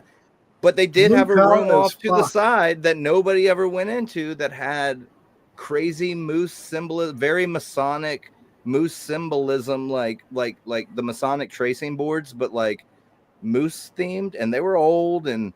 But I mean, did they have a library? That would be the thing. See, I didn't care about that stuff then. It was too long ago. Yeah, right. And maybe don't that suck? Don't that suck that you now? I was there for the 4 a.m. warm beer, man.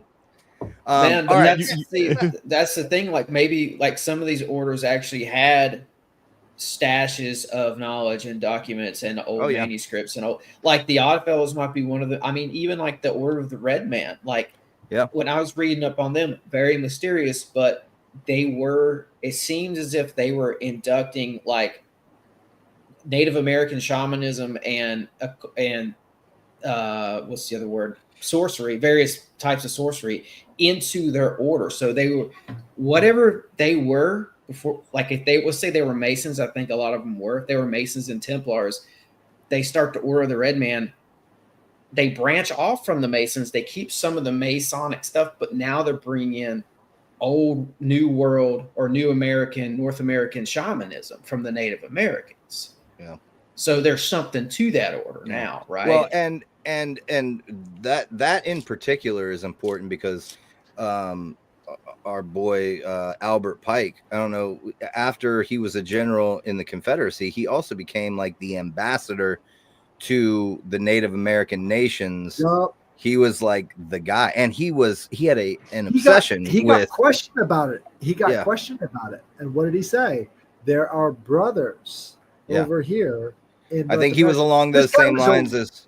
This guy was a pure racist when it came to black people. Yep. But when you mentioned the Native Americans, he was very specific to say that they are our brothers, indicating that they had been inducted into the same societies.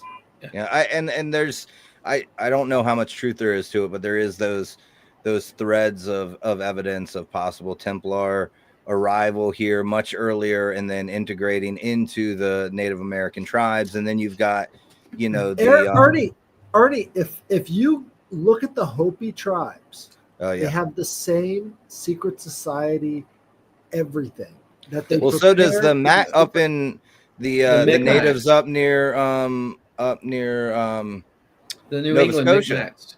Yeah, they have the same Templar imagery, and then you've got Jefferson tasking Lewis and Clark with, hey. Go do the exploring, but also I want you to keep an eye out for the Mandan, the blue the blue-eye, blonde-haired natives who the remnants of the mound builders. Yeah, and it looks like they came up.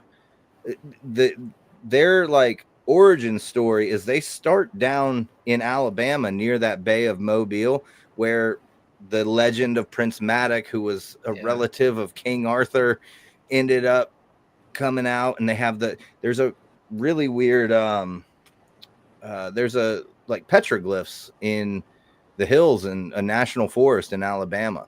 It's like a cliff with a with like a man-made wall built around this cave on the side of a cliff, and then this man-made wall. And the natives in that area say that white people built that, and they built it before us. You know, it's and so then, funny. It's so. Oh, I'm sorry. No, go ahead. I was going to say, it's so funny that y'all mentioned Albert Pike and how he was supposedly racist and stuff. He is actually supposed to be, it's a rumor that he was the founder of the Ku Klux Klan.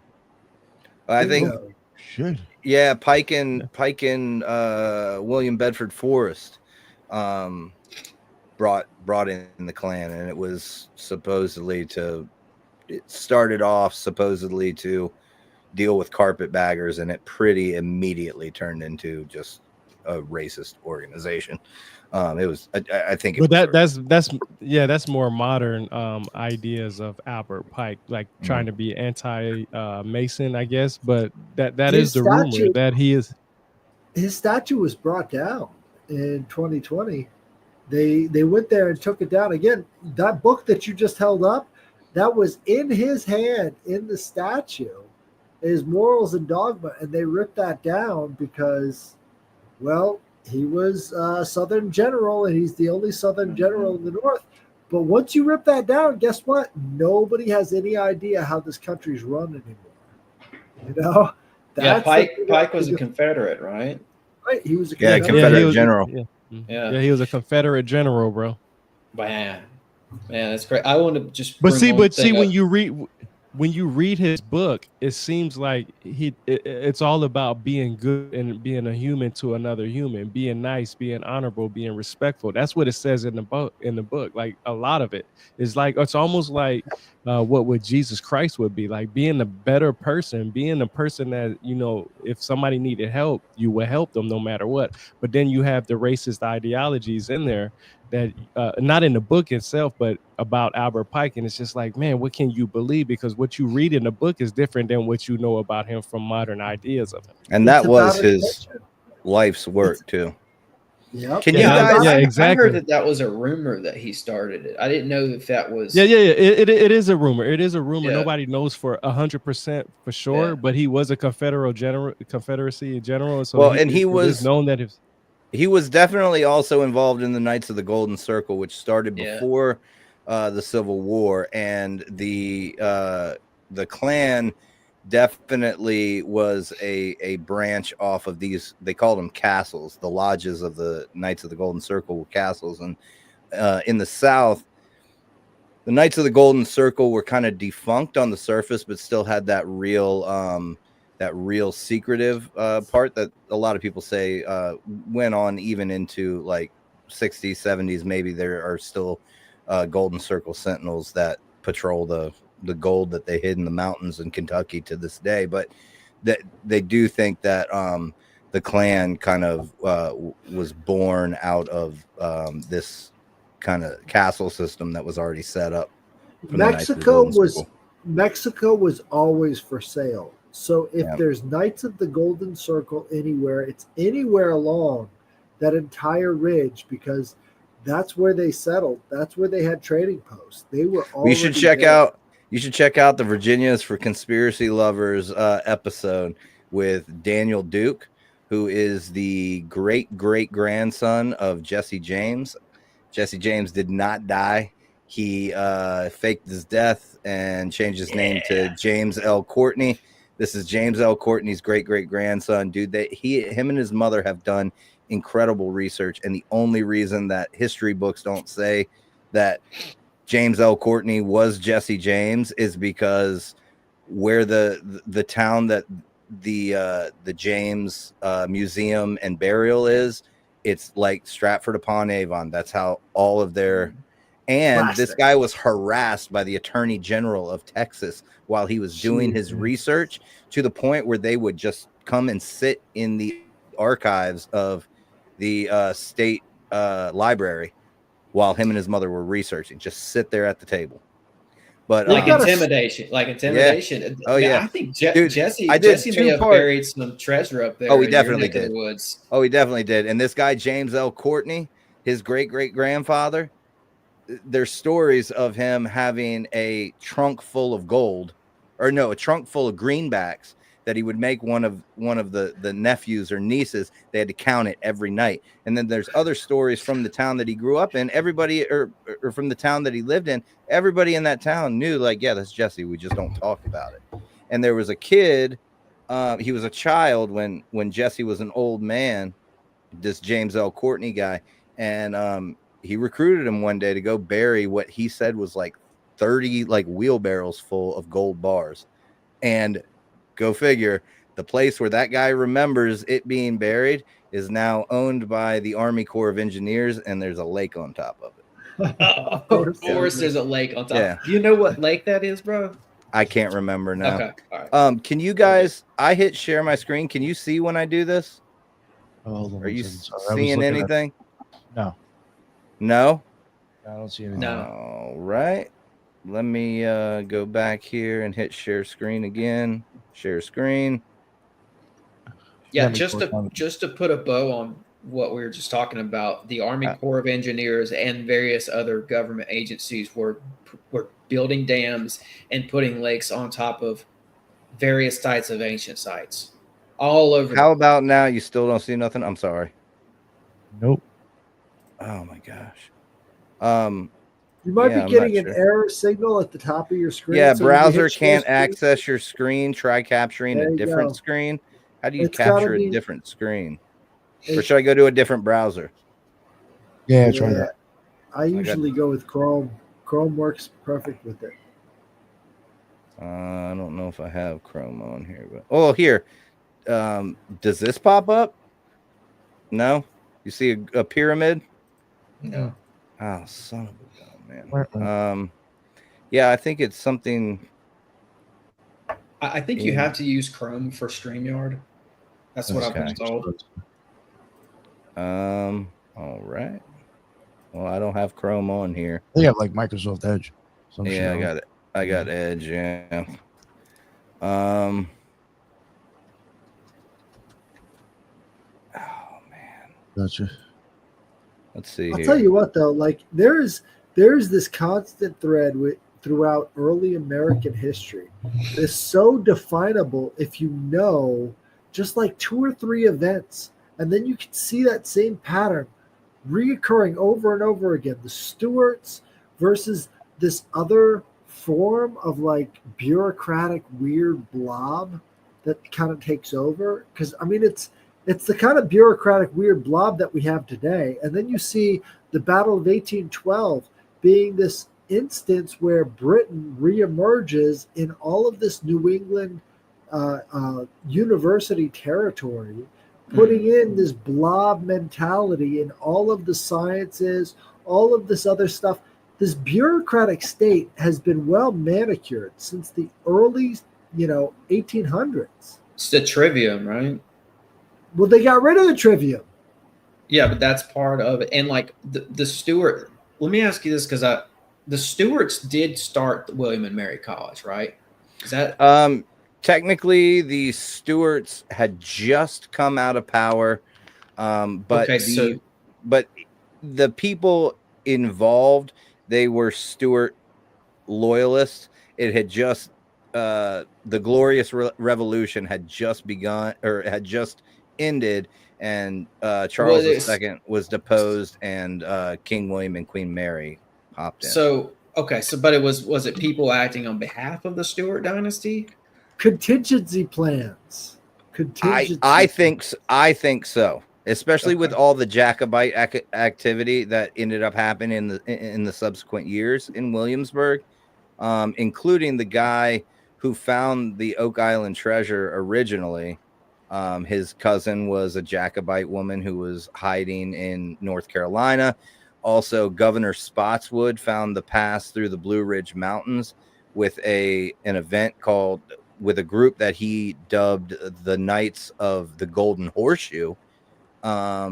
and the guy that it was two Jacobites and Governor Spotswood's two cousins were leaders in the Jacobite Revolution in Europe, and both of them, when it got put down, had to haul over here, and he hid them. So we know that Governor Spotswood, living in the governor's mansion in Williamsburg, governor of Virginia, he absolutely was at least sympathetic to the Jacobite cause. So I think what I was driving there is that, we have bloodlines behind the creation of these academic institutions. You see it with Harvard, you see it with Yale, and I'm just trying to connect the dots in my head for William and Mary. Bloodlines working hand in hand with secret societies, starting colleges. That's kind of what I see when it comes to Harvard. What do you think about that as far as some of these other colleges go? Well, when it comes to William and Mary, it's got to be noted that this is the birthplace of the Greek fraternity system. Absolutely. Repeat your question one more time. Yeah. So the Stewarts in some sort of fashion seem to be the bloodline behind William and Mary. And what do you think about bloodlines behind some of the other colleges like Harvard and Yale? I've seen the family behind Harvard. It's just not coming to mind.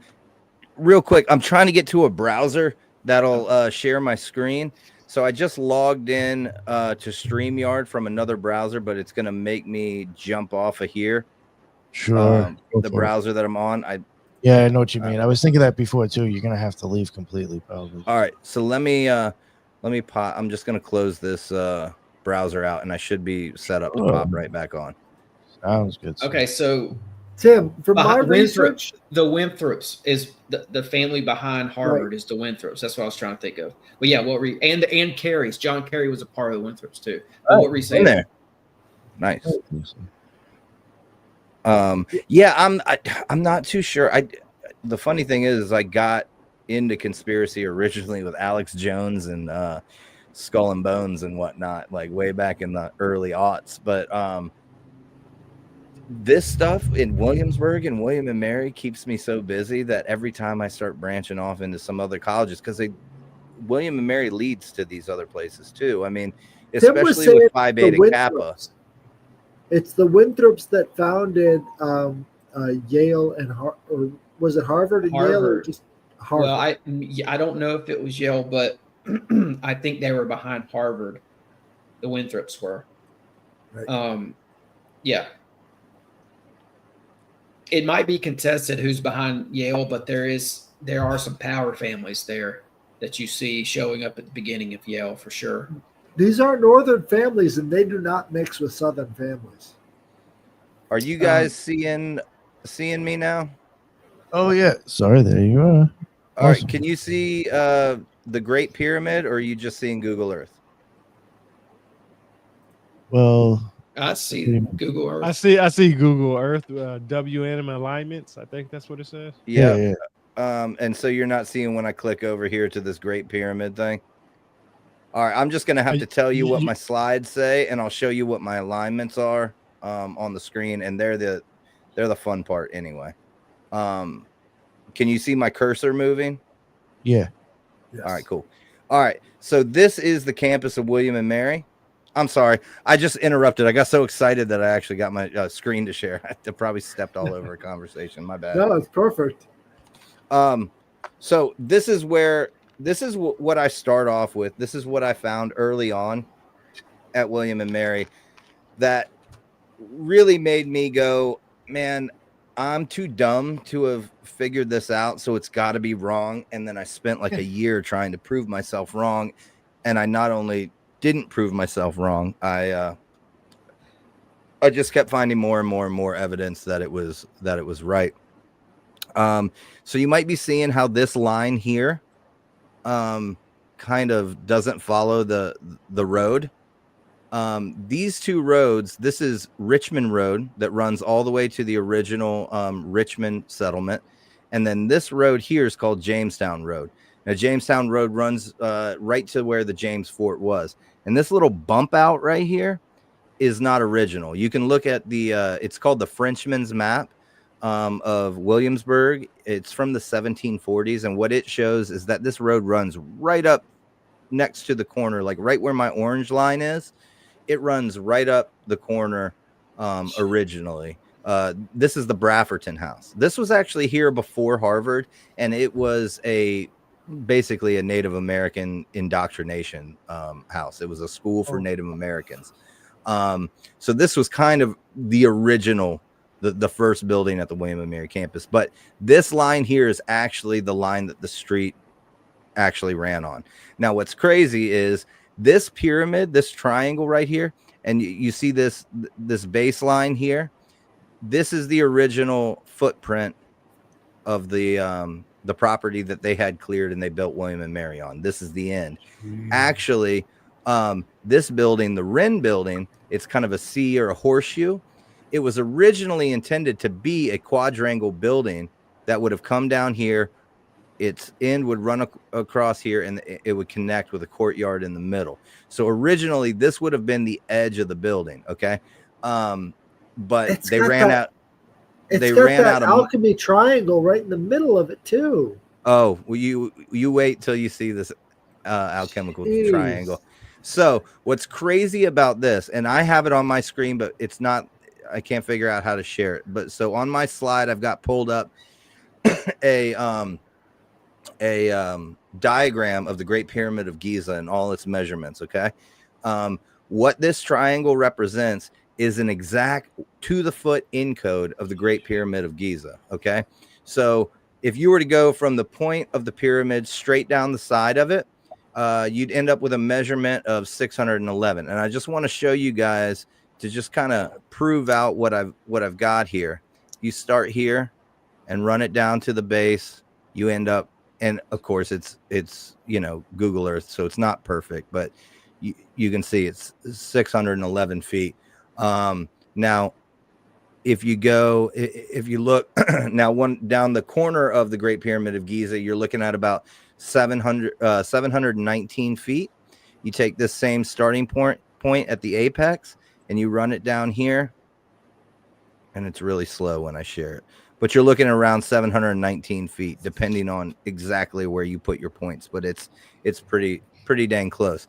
Now, if you were to stand, if there was a way for you to be able to stand in the middle of the floor of the ground floor of the Great Pyramid of Giza and measure straight up to the apex, you would get a number of 481 feet. So we start here at the William and Mary apex, and you go down to about here. What did I say? 481 feet, something like that. So right here around 480 something feet, what you have is the bell tower at William and Mary. Now, that bell tower didn't used to be a bell tower. When the building was originally built, it was the first astronomical observatory in the entire New World. So it was literally the place that you would map out and navigate from, study the stars, and to be able to put your make the landscape and the area of your college match the Great Pyramid of Giza. Now, all that stuff is like really cool, but the last thing I found with the Pyramid of Giza, so all of these sides equal all the sides. The base equals the exact same of the base. The bell tower to the front, to the apex, is the exact same. Now, what's really interesting is the Great Pyramid is missing its capstone. Okay, and I start my pyramid apex up here. This is the start of Duke of Gloucester Street, and what Court Lindahl refers to as, this part of Williamsburg is laid out in a configuration that they call a New Jerusalem configuration. There's a bunch of different points and parts of it that match what they were doing in this time when they were laying out cities to be these new Jerusalem type cities. So I start my point here, and it is at the exact point that Duke of Gloucester Street starts. Now, at the very end of Duke of Gloucester Street, if I zoom out all the way up here at the end, halfway down, you have that Bruton Parish Church, which is right here. And then down here at the end, up here where my cursor's at, that is the capital spelled O-L. That was the first capital O-L homage to the Capitolium there in Rome. Jeez. Now, what's which part was I about to say was really cool? Well, I guess we'll just go here. Pyramid to pyramid. If you draw a line starting on this corner, Oh shit. and you zoom all the way out, I mean all the way out, you come down here to the Giza Plateau. Not only does that line land directly on top. Ley lines, bro. You talking about ley lines? You talking about the connected dots, telluric energy, look at You this. land stuff like that. You land directly on top of the Great Pyramid of Giza, and not only do you land on top, but it runs down the exact same line that you started from in William and Mary. Now, if I put the end of this line here on this pyramid or this pyramid here, it does not intersect with my capstone back in Williamsburg. So this was done deliberately. I don't see any way around it. I mean, even if it had just pointed to the Giza Plateau and gotten the general area, it would have been incredible. Do you study ley lines? Do you study ley lines? I mean, I know of them, but some of it is a bit over my head. But in general, the general idea of ley lines, that, you know, they're energetic fields that they purposely put buildings and places of importance on the same lines. Yeah. So you just found one. That's not nobody else. That was bugged the fuck out. It's not a coincidence, man. That's not a. Hey, listen, bro. This is the tip very, very of the important. iceberg. Yeah, no, that's what I'm saying. Let's go. Yo, did you do the other angles too to see if they went anywhere else? Yeah. So it was my real big hope, and I tried to make it work for a long time, because from the island of Bermuda to the Wren Building to Oak Island, and then back to the island of Bermuda is exactly an 800 mile by 800 mile by 800 mile triangle, almost perfectly. It does not match up with any alignments here. But the interesting thing is that in 1609, the supply mission from England, coming to Jamestown with 7 ships and 2 pinnaces, leaving England, they hit a hurricane around Bermuda, and the largest ship had purposely crash landed on Bermuda. They spent a year on Bermuda, built 2 ships out of the old ship in wood from the island, and then made it back over in 1610. Now, what's crazy is a guy named William Strachey was on the Sea Venture, the ship that crash landed on Bermuda. Okay. He gets on one of the small boats and makes it to Jamestown finally in 1610. And he writes an entire account of the year that they spent on the island of Bermuda, and sends it, from everything that they can tell about that letter, he sends it to Sir Francis Bacon's wife. 1611 is when the play The Tempest is written by the supposed William Shakespeare. Yeah. Not only is the account that William Strachey wrote, who, by the way, is one of Francis Bacon's, what he called his good pens, the guys who helped write the 1611. Now, remember, The Tempest is written in 1611, and the King James Bible is also written in 1611, both by Francis Bacon and his good pens. William Strachey, the guy who wrote the account of Bermuda, was one of Bacon's good pens, and he was in his literary society, which was called the Society of the Helmet, named for the society's patron goddess, Muse, who was Athena. and they called it the Society of the Helmet because Athena's helmet, and we know that Athena was known to shake her spear of knowledge in the face of ignorance. Shakespeare.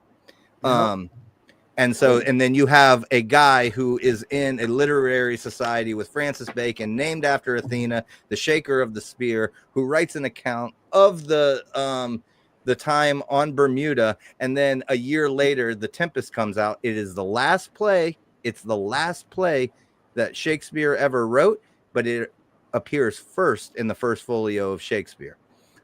This just as a Hellenist, this is more about Arachne than it is about Athena, but Athena does play a role. But Arachne, I'll have to take your word for it. I don't know about Arachne. Arachne is like the Egyptian goddess of spiders, right? So she's all about weaving. So if you use that Arachne reference in decoding this whole Shakespearean code, you're going to find a lot more results, because that Arachne is a very potent symbol in this story right here. Well, we'll do it now. John Dee was around too, wasn't he? He was maybe in some of the same circles. By the time Williamsburg pops up, but really Williamsburg was a little bit later. We're talking James Fort in 1607, 1609. This actual area was called Middle Plantation at the time. And funny enough, this piece of land that William and Mary was built on was sold to the government to build William and Mary by a Captain John Page. As far as I can tell, the Page family comes from the Pajam family. The Pajam family were knights from the noble knights from the south of France who relocated to England. So you've possibly got a Templar connection there. That's awesome, man, because Spain. this goes back to the question I was trying to ask you, and I know you're distracted because you're trying to get your slides up. The question I was trying to ask you was, what bloodline / family / and secret society were involved with establishing this location in this college?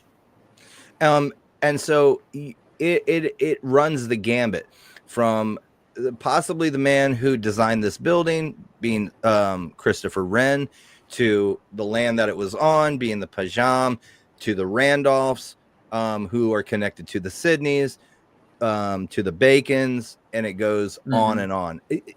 In a lot of cities, you'll find this alignment, or you'll find this configuration of buildings that looks like something, and then you got to work to find like one guy who has like a tentative kind of connection to something. Every single person involved in Williamsburg at this time was steeped in, hereditary stuff. Bloodlines. Right? Yeah. Heard. So I know that you guys are familiar with the Tree of Life. Probably. I have seen people do configurations of the Tree of Life in cityscapes and whatnot, including Washington, D.C. And I'm telling you right now, and when we get to the end of this, it's gonna kind of blow you away, that this is the absolute most proportionate, most perfect Tree of Life that I've ever come across. And what you have, let me pull up my I am not a student of Kabbalah, and I literally had to download Kabbalah for Dummies to just kind of wrap my head around it. And I actually don't have to make excuses. Everybody is a student of Kabbalah, unfortunately. Yeah. But I even talked to a rabbi who said that, Kabbalah is one of those things that you don't want to study halfway. It was like, you can know about it. He's like, you don't want to, it's kind of a lifelong thing. And you want to, if you're going to do it, you need to do it, because it can kind of open up things and open yourself up to things that maybe, you know what I mean? And I don't know how much truth there is to that, but I have a pretty cursory knowledge of just the general Tree of Life. And what I've found connected to it, or to William and Mary, is pretty incredible, because what you have, and my line, actually, you can see down here, this is one, is it Sephiroth or Sephiroth? Well, Doesn't matter. Sephiroth. Sephiroth. If Sephiroth. it's French, Okay. if it's French, it's probably Sephiroth. So One's plural. This and is- okay. So this is one Sephiroth here. And then there's another one here. And I have a line to it, but for some reason, when you save your measurements, it puts them all underneath the trees. And I don't know why. But right here where this Sephiroth lands is the Cremdell Pond. The Cremdell Pond, interestingly, is a pond that was man-made, and it was man-made by damming up this creek right here. Now, this creek is College Creek, and it goes all the way out to the James River. Now, on the first mission to the New World, there was a guy named, I talked about him earlier, Sir Gabriel Archer. He's the guy who is the crypto Catholic that they found.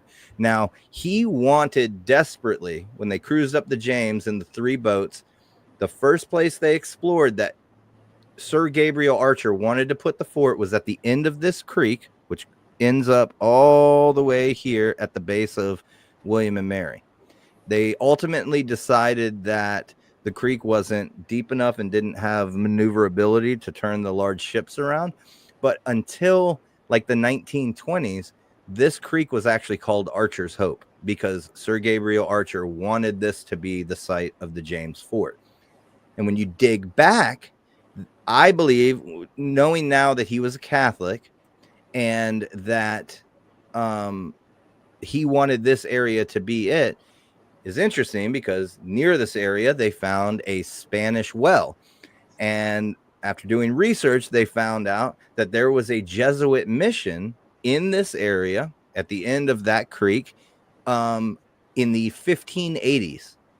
And there's a whole great history about how, I mean, it's not great, but it's kind of great. This Jesuit mission basically kidnapped a relative of Powhatan, like a nephew, kidnapped him, took him to the Caribbean for a while, then over to Spain, taught him Spanish. And then later on, a few years later, they brought him back in hopes that he would help them make friends with the natives and help convert them, right? These Jesuits. Well, what happened is the first chance he got when they came back over here, he dipped out and they murdered everybody. So I've always found it interesting that this pond that starts William and Mary, it's got a really weird bridge across it with a whole bunch of different superstitions on the bridge. That this area had first been a Jesuit mission, and this is where Archer ended up. Archer 100% has Templar bloodline. I think that would probably be the predominant thing of importance to these people. Yep. Personally, in my opinion, is that religion seems to be secondary to these power families. That is 100%. And they use it my for, opinion. Whether it's Catholicism or Protestantism, it seems like they use that to their advantage in political situations. At the end of the day, their beliefs lie in something much more ancient and esoteric. So, I think go ahead. Christianity didn't fully take because under Christianity everybody's equal. There's no equality under this system we're looking at right now. There's no room for a dictator. Yeah, it doesn't jive well with a monarchy or a top-down control structure. So you've got a Sephiroth here. Now, this is a really interesting one. It'll get even more interesting in a minute when I show you another alignment. But the Sephiroth that lands here, and I'm trying to zoom in so you can see it, and you still can't see it well because it's a Google Earth image, but it lands right here. Now, this right here, this is one of my examples that I think that this symbolism has been put here right up until present day. This is the geology department's rock garden in a very strange place that if you don't know it's there, you wouldn't know it's there. And it is it's the geology department's rock garden, right? And in this rock garden, you have nothing but these massive boulders that I'm kind of circling here. Nondescript. Hey, do me a favor real quick, Ernie, before you Yes, quick. sir. You see that little human on the right-hand side? That shit, they don't have anywhere where you could zoom in on it? Like usually they have little points. No. Dang, that's crazy. Well, no, you know what? Oh, yeah, I think they click. do have one right here, but if I remember correctly, they do not have the stone placed here. They don't. Which is even more interesting, and I'll show you the stone when I come back out. Now, right here. Sorry for interrupting, bro. Yeah. No. It's great because this is exactly kind of what it looks like. This picture was taken while they were constructing the rock garden, but as you can see, it's just some gravel and then these big native to Virginia boulders, and they're everywhere. And a little bench, but all these boulders are not like worked or hewn in any way. They're just natural boulders. Now, what you don't see is right now that plaque there says. is, and I'll Solomon's come back out Temple of this. boulders. Hey, go to that one boulder that you have. It has a little plaque on there. There is a giant. Oh, I think you glitched out a second. You got me? Yeah. Can you go back to bringing that back to back to where it was? Was there a plaque by one of those boulders? Yeah, there was a plaque. And the plaque is all the the plaques are all just saying what kind of stone they are. Oh, okay. And they're all native to Virginia, and they're all like kind of exotic-ish, different. Now, you saw this rock, you saw this rock, you saw this rock, you saw this rock. What you didn't see is this rock right here. It's not in this picture. This is the only out of place stone. It is a massive, perfectly cut, quarried, hewn slab of granite, right? Oh, man. And if you look at my tree of life, okay, you can see that the rock garden sits off to the left. And the only rock that sits to perfectly place this Sephiroth is that slab of granite. And when I'm looking at my tree of life diagram here, Yesod is the Sephiroth. I was just going to ask you that. Yeah, it should be Yesod, right? Which is the moon. It sits on Yesod, and Yesod is foundation. So I found it interesting that the foundation Sephiroth sits on a rock garden, and specifically on this perfectly hewn slab of granite. Now, that is kind of circumstantial stuff, but let me get... it's so obnoxious. I'm sorry, guys. Doing this on my phone is a lot easier. Doing it with a mouse is insanity. Good God. All right. That park area that we were just at, it looks like the middle of the tree of life. Just the shape of it. Yeah, this is the sunken garden. You talking about this here? Have you actually been there to see the piece that's missing? Who, me? Yeah. Oh yeah. Oh yeah. How is it like polished or anything? It's not polished. Well, it's very smooth on the top, kind of rough hewn on the sides, and there's no markings or engravings on it, but there is like a quarry like mark on it with some numbers, and I can't remember what those numbers are. Now, what's interesting about this is you've got your pillar here and your pillar here, right? Of your tree of life. Okay. And, correct me if I'm wrong, but the left pillar, has a feminine like quality, and the right pillar is masculine. Correct. And so originally in these two buildings were the female dorms, and originally in these two buildings were the male dorms. And then, if I'm not mistaken, Kether, or the crown, is kind of the marriage of that masculine and feminine energies, right? Because you have Chokma and Benai. Benai, yeah. But yeah. Or right. Benai, excuse me. So Chokma is like wisdom, Sophia, right?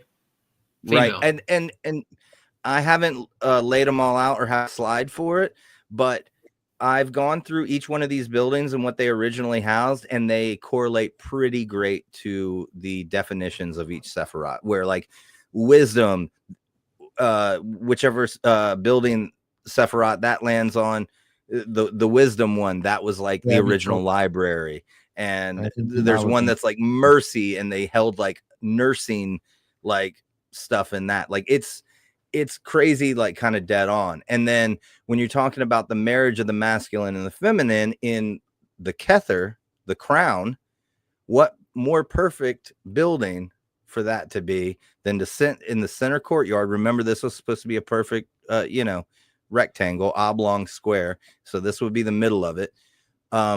What more perfect to marry the masculine and feminine of the crown than the first building of the College of William and Mary? Literally a marriage of the masculine and feminine of the crown of England. So I thought that was rad. No, it doesn't have my dang. It's interesting. Where did my dang measurement? You overlap the M and the W too. You get a pretty interesting symbol. And so what you're gonna see is really, really interesting momentarily is, you don't have a perfect marker for let's see what these ones are. Tifereth and Da'at, right? So they would land here, here, and here. And so these 2 points where they cross, where they would land, seem kind of arbitrary because it's just the middle of a it's just the middle of a field, right? But this one right here, Tifereth, which is beauty, pretty well symbolized by a big, beautiful, what they call a sunken garden. Now, also, oh, we lost you again. Oh shit. Fellers, and they were specifically built. Charles M. Robinson, and Charles M. Robinson was an architect, not only built this the Rockefellers. He also, you can't find Mason. If you look at his other architecture, what he did out of his own money while he was in Williamsburg, the original number 6 Williamsburg Lodge was gone there anymore. Say what? You're glitching out, man. Yeah, you're glitching so bad. I was waiting for you to maybe catch up and then tell you you're gonna have to probably repeat yourself. Sorry about that, guy. Yeah. I could tell you where you stopped at though. He's talking about where they landed at. That's awesome. Thank you. As soon as we get to that, it was just getting into. He was just getting into where they landed at. He was just getting into where they landed at on that field. Oh, no, he said they landed. They don't caught on to him. He was giving out too much information. They was like, "Nah, we gotta cut that shit off, man. Fuck that." It's I mean, I love Kabbalah too. It does kind of look like a tree of life. I'm not gonna lie. Yeah, it looks weird, right? Hey, yeah. Sorry, guys. Okay. Well, I want to try to power through this because I don't want to glitch out on it again. Yeah, you were saying something about Rothschild, and I didn't catch the rest of it. The Rockefellers. So this configuration of these buildings on the side and the sunken garden, which is like the crown jewel of William and Mary, the sunken garden. It was built by the Rockefellers in the 1920s, and it was kind of a proof of concept of what they were going to do in colonial Williamsburg. So they did this first before they started on the renovations in colonial Williamsburg. And the guy that they tapped to do this, the architect, was a guy named Charles M. Robinson, who you can't find if he was a Mason or not, but it's pretty clear that he was, because the number 6 lodge, the Williamsburg Masonic Lodge, was gone. It had fallen into disrepair, and they abandoned it for another building. While he was in town, he rebuilt the number 6 lodge with his own money and gifted it to the Masons in Williamsburg. So I think it's pretty clear that he knew what he was doing and placed these in a certain area. Now, and it was the reason there's some ritual to it as well, because it's the first thing they did. They were trying to, Yeah. Well, and wait till you see the arithmomancy and it's pretty wild. So the reason I started looking for a tree of life here was because I started noticing similarities. I was watching Oak Island, go figure. And I started noticing similarities in William and Mary and Oak Island. And they started becoming a little more prevalent than I could ignore. And kind of what I saw was the reason they call Oak Island is because it was covered in live and red oaks. Okay. Live and red oaks don't grow above the Mason-Dixon. They were planted there.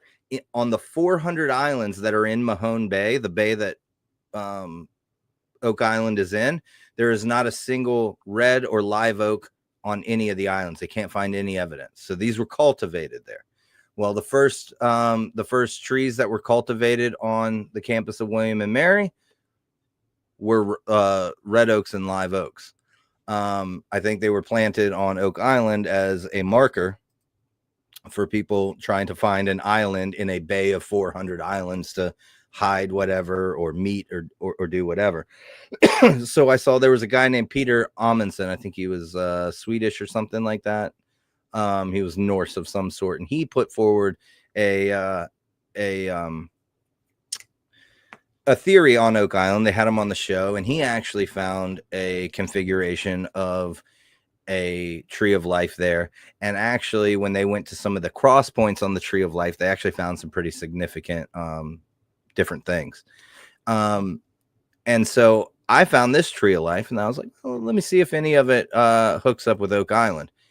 So I take from, what is it, Chogma and Keter. Okay. Qatar.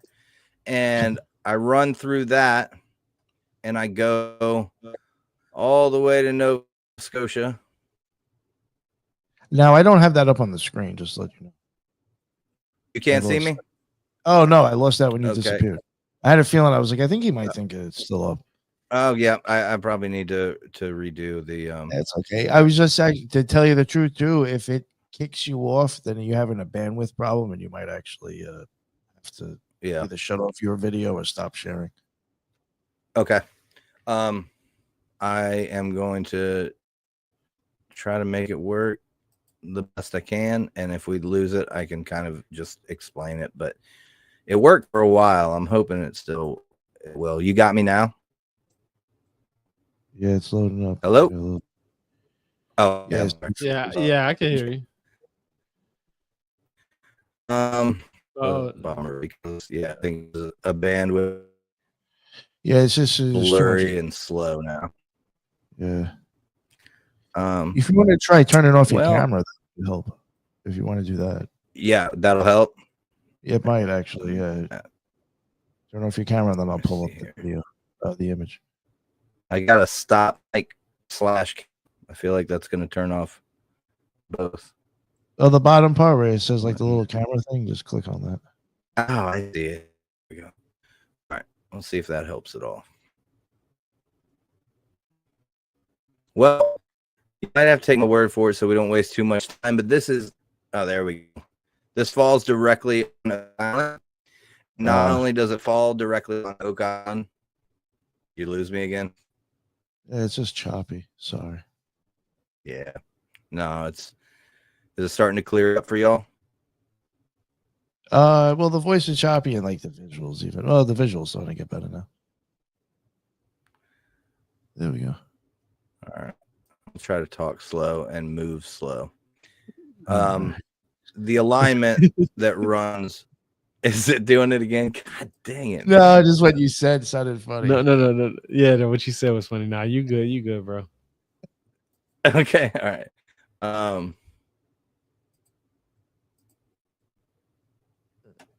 right. Well, now it's acting wacky on me. I'm trying to tell you, man. It's the Illuminati, man. Yeah, that's what I was about to say. They gonna caught on to got me.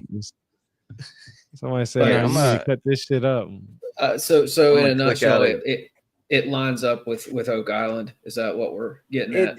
It does. It lines up perfectly with Oak Island, and not only that, it sucks because it lands directly on an arm of what they call Nolan's Cross. And Nolan's Cross is this configuration of 1, 2, 3, 4, 5, 6 gigantic cone-shaped, hand-hewn, like couple of ton stones that form this cross, right? Well, it lands on the right arm, on the stone of the right arm of Nolan's Cross. So I find Nolan's Cross, and I'm like, cool, let me see if we have a Nolan's Cross at William and Mary. And God, I wish I could show it to you now. But turns out that, we absolutely have a Nolan's Cross at William and Mary. I'm going to try to share one more time just to see if, because I closed out of the browser that Google Earth was on. Let me see if we can get it going one more time, because this is the really cool crap. Screen share, Google Earth share. You guys hear me okay now? Oh yeah, you're fine. Okay. Yeah, right. you good on my You side. see my screen now? Oh, see, as soon Okay. as you do it, it's bugging out. It is. See, I Yeah. told you. Yeah, as soon as you start to try to share your vocals, Yeah, go you out. can't. You should. Yeah, you can't do it. Sorry. Yeah, Son of a like gun. even. All right, no worries. Like, yeah. Well, it's. I'll tell you what. I did record our podcast. I did a solo one where I just went through all these alignments the other day. So it is on Virginia's for Lovers, all this stuff. But I'll still Okay. go through what it is for you. It runs over to the line. There's also a configuration of Nolan's Cross perfectly to the T. And not only that, it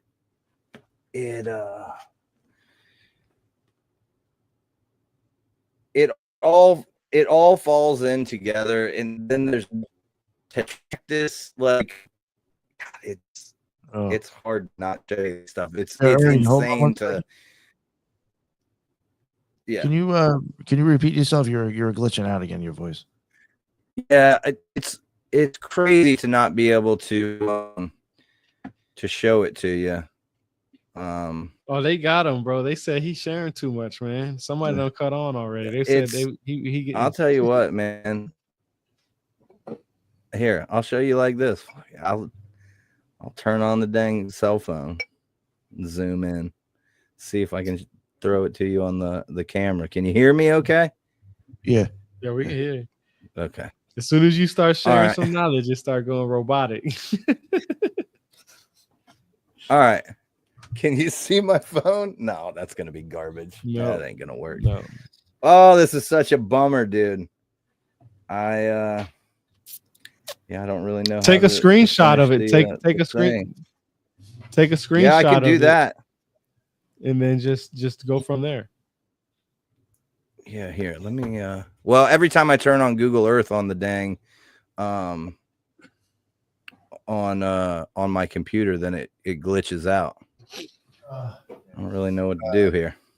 I think it's a done deal on that. Yeah, we might just need to move on.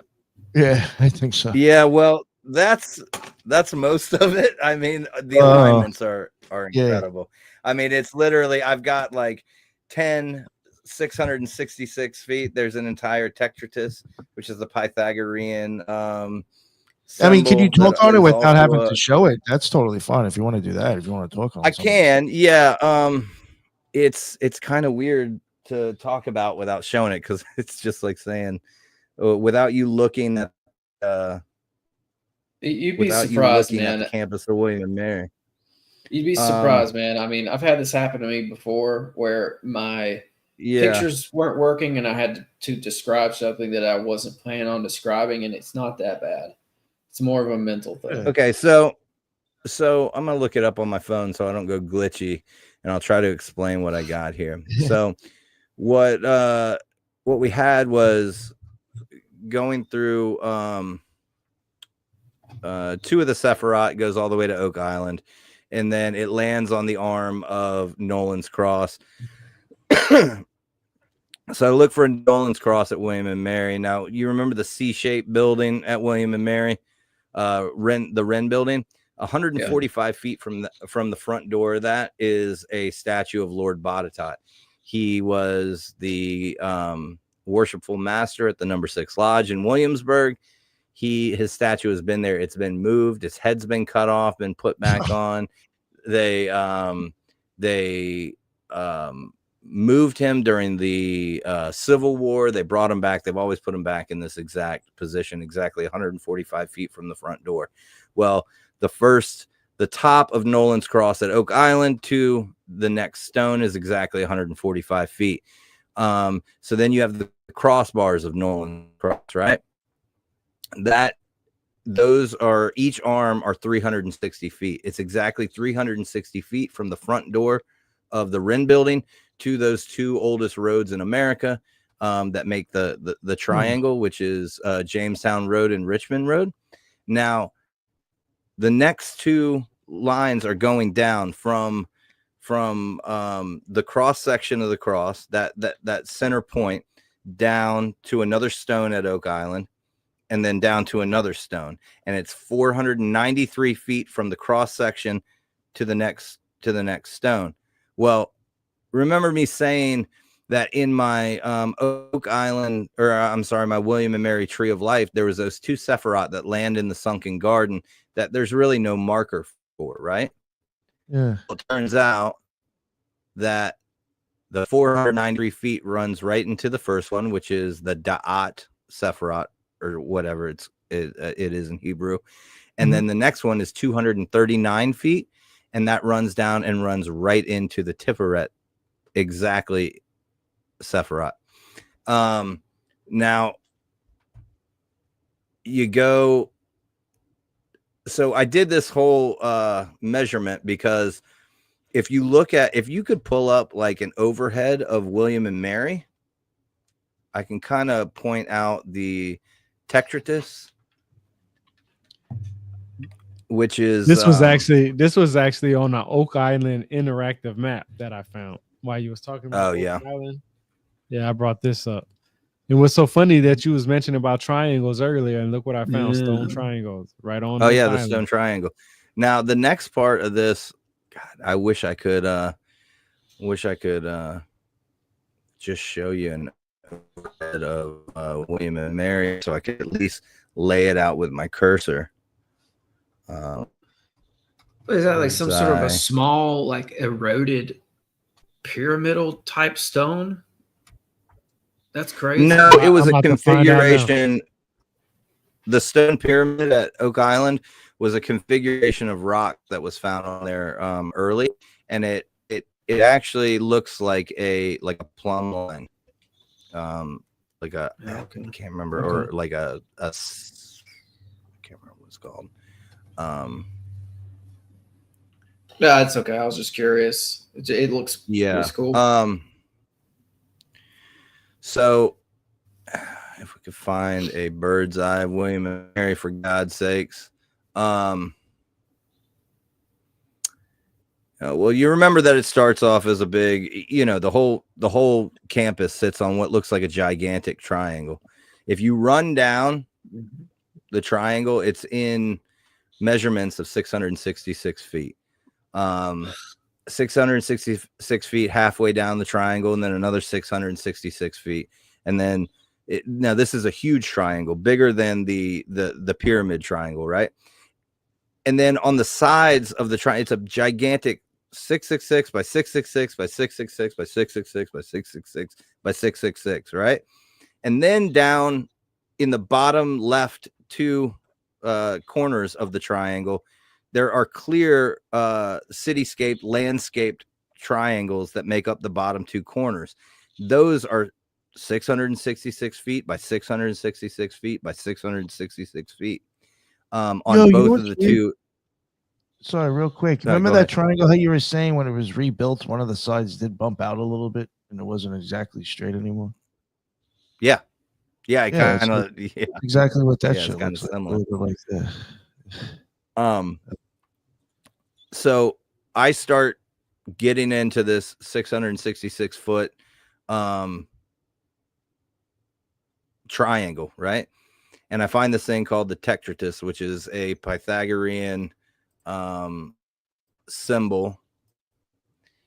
It is, let's see here, the tetractus, or the tetractus of the decad is a triangular figure consisting of 10 points arranged in 4 rows, 1, 2, 3, 4 points in each row, which is the geometrical representation of the fourth triangular number, a mystical symbol. It was very important to the secret worship of Pythagoreanism. There were 4 seasons, and the number was also associated with planetary motions and music.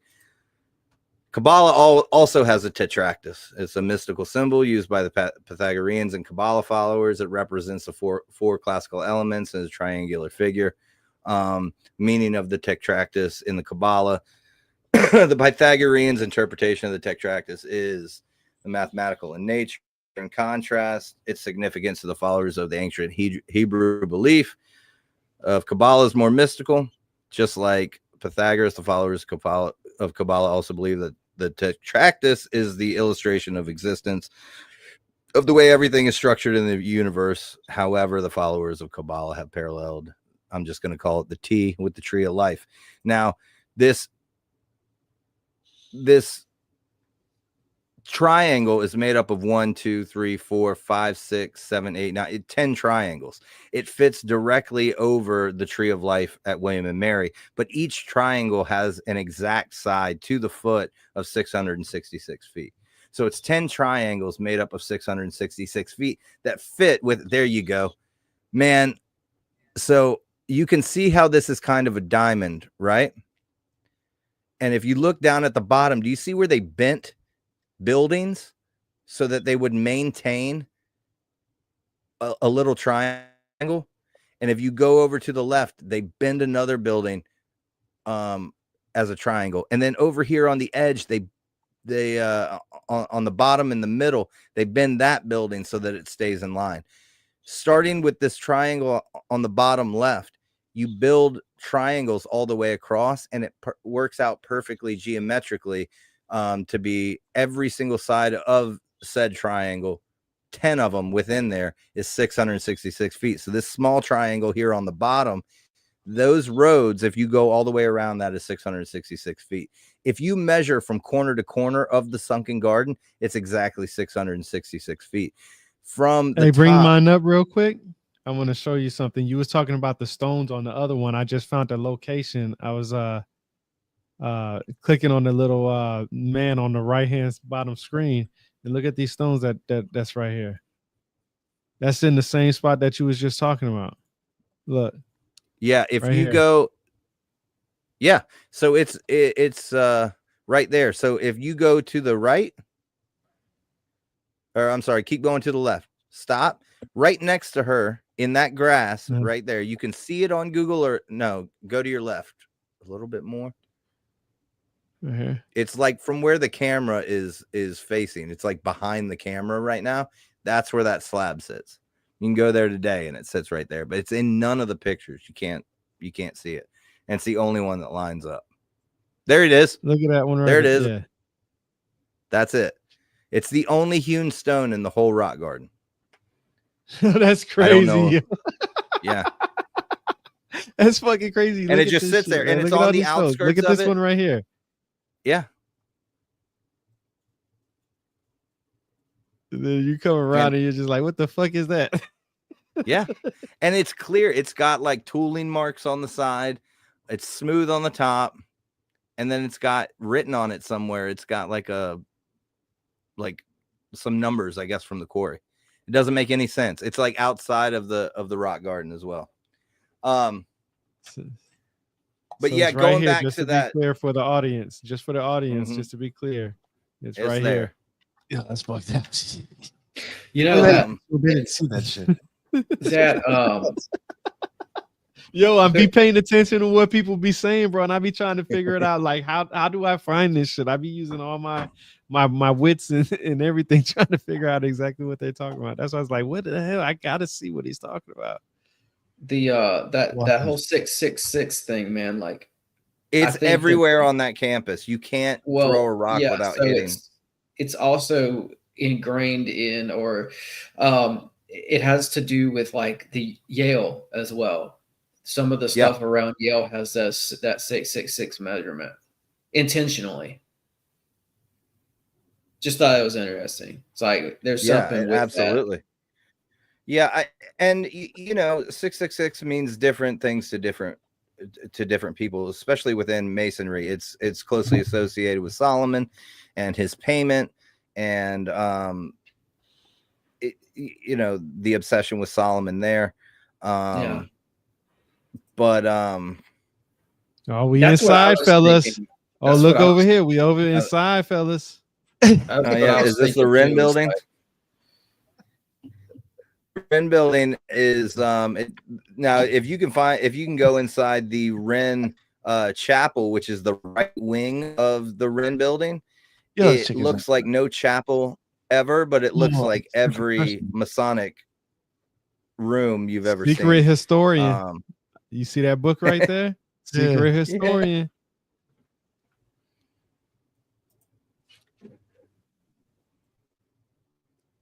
Damn, that's crazy, bro.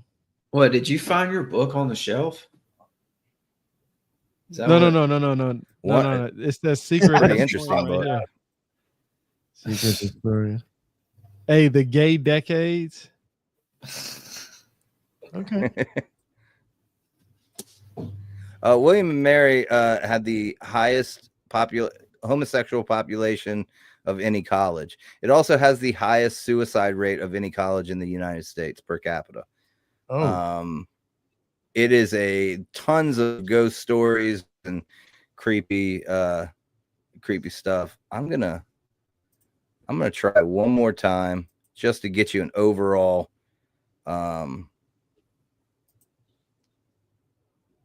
gonna try my hardest to just give you an overall. I'm gonna try to share one more time just so you can see this triangle and whatnot, and you can see how the buildings are bent around everything.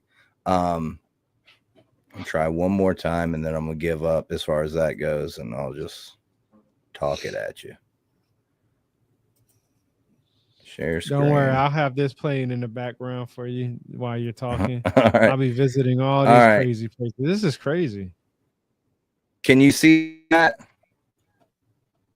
Oh, bring it up. You got to bring his up, Nick. I'll leave it right here for us when we come back.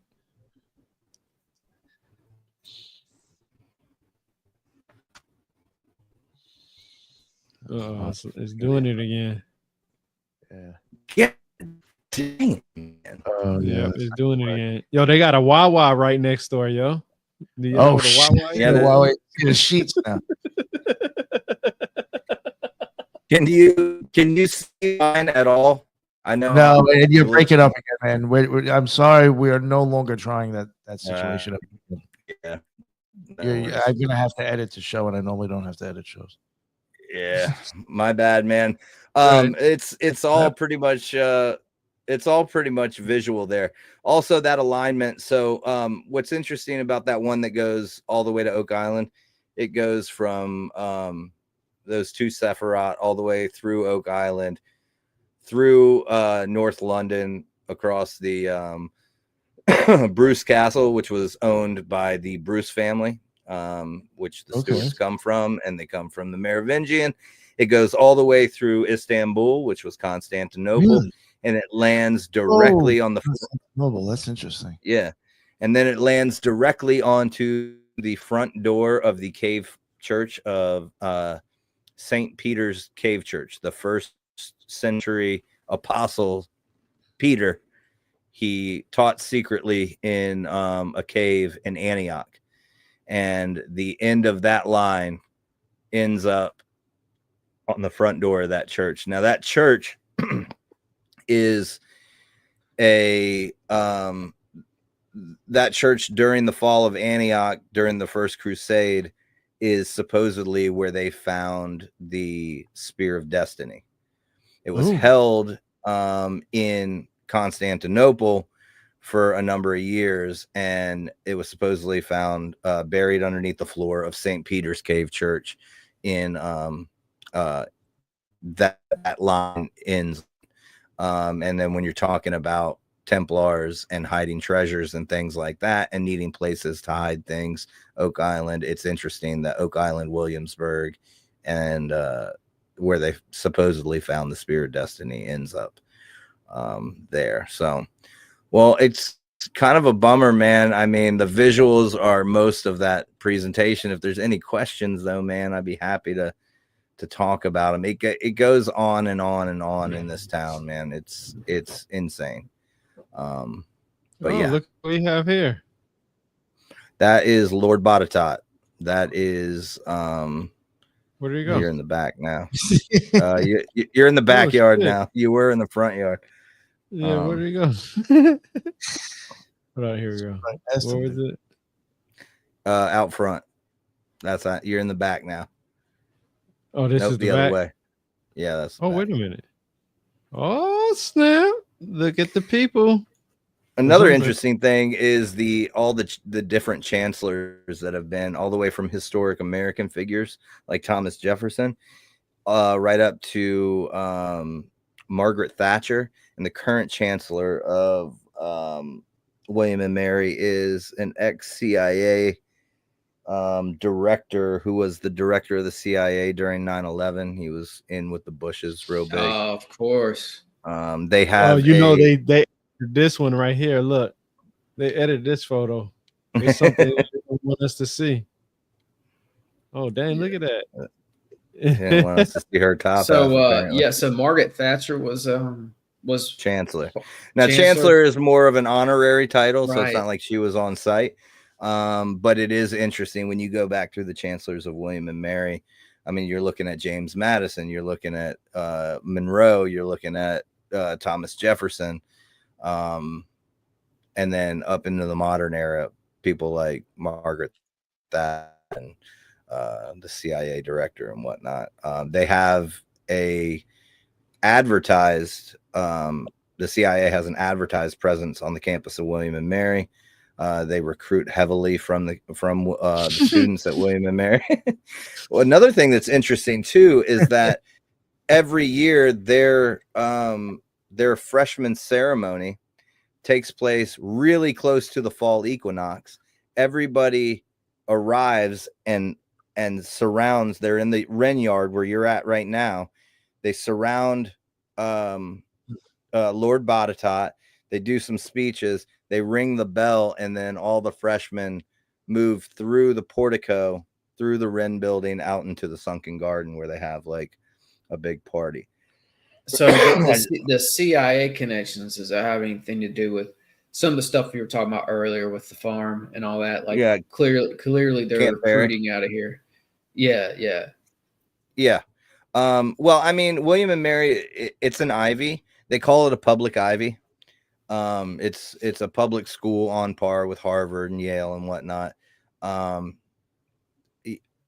don't know to what extent they recruit, but it says publicly that they heavily recruit from William and Mary. No, that doesn't surprise me, especially given where it's at. Yeah. Right. I mean, if it's in Virginia, those ties are probably going to be there. FBI and CIA. Oh yeah, for sure. Yeah, that's interesting, man. That 9/11 connection is pretty interesting too. If you go down the street to your left, that way, and you come to the break in that wall on your left, not the first one, keep going. Not that one either. You got to keep going on down. I might be sending you on a wild goose chase that looks a little different from here. Keep going. And there's a statue of King William and Queen Mary. Oh, I see it coming up. In between that, here. Yeah, in between those two statues is the exact point where the pyramid baseline starts, and it goes all the way to the other street. But it's dead center in the middle of those two statues. Yeah, they stop it right here. Yeah. This is the closest I can get to it. But you could definitely see the silhouettes of the statues on pillars right there too. It's an interesting campus. You're right down the street from Bruton Parish Church with all its mystery. On the other side of the street from Bruton Parish, you have the octagonal gunpowder magazine, which was a remake of the Temple of the Four Winds in Greece. It's interesting.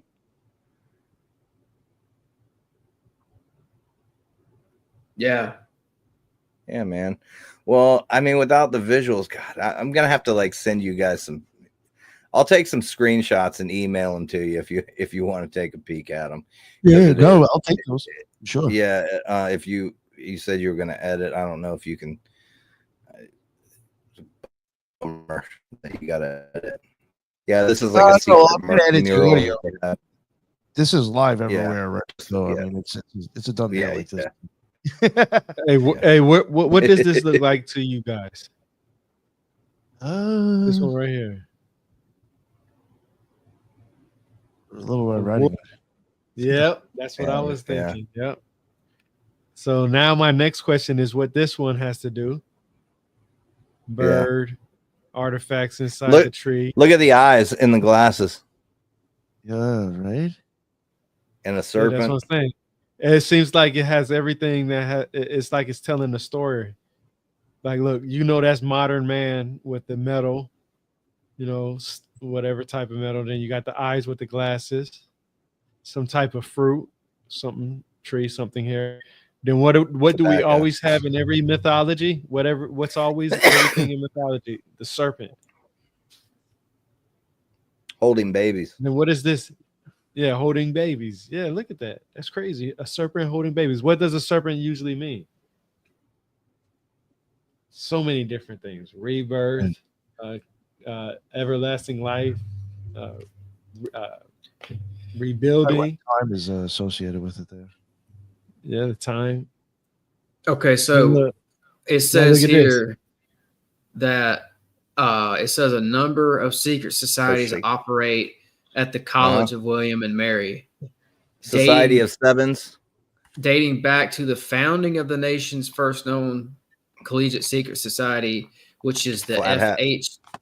Yeah, the Flat Hat. So here's a list of some of the societies that are there on campus. I'm sorry to interrupt. Flat Hat Club, like what you're saying. You got the Ladies of Alpha. You've got the Live Oak Society, the Phi Society, the Seven Society, which I think you mentioned, 13 Club, the W Society, and the Wren Society and the Zodiac Society. I think that's interesting, the Wren Society part, because of that. You also have the Bishop James Madison Society. What's interesting is Thomas Jefferson was a member of the Flat Hat Society, and Thomas Jefferson was instrumental in helping start Phi Beta Kappa, which ended up turning into Skull and Bones. And some speculate that the Society of Seven is the secreter side. Basically, when Phi Beta Kappa turned into Skull and Bones because they wanted to keep it secret at Yale, the same thing happened at William and Mary, and that became the Society of the Sevens. And you don't know who's in that society until they die and they ring the bell 7 times. That's crazy. Hey, what if I told you that they go back to 1750? Some of these, what if I told you? It says the oldest. It says it dates back to the founding of the nation's first known collegiate secret society. It's kind of suggesting that some of the first secret societies are coming out of William and Mary. It's kind of like what it suggests. Oh, they absolutely were. There was no, when William and Mary first began, it was William and Mary and Harvard, and then small schoolhouse universities. And there was the Flat Hat Society was absolutely the first secret society. And then 1776, you have the first Greek with Phi Beta Kappa. And in both of those, both Phi Beta Kappa and the Flat Hat Society, they also had adult non-school, non-student membership and it was Freemasons from town could also be in the Flat Hat Society and Phi Beta Kappa, and vice versa. They both, Phi Beta Kappa and Flat Hat and the early Freemasons in Williamsburg all met in the Raleigh Tavern. That's, I was talking before the show, that is where Blackbeard's skull ended up. Blackbeard was killed, head chopped off, brought back to Williamsburg, given to Governor Spotswood. They put it on a stick, walked it up and down Duke of Gloucester Street.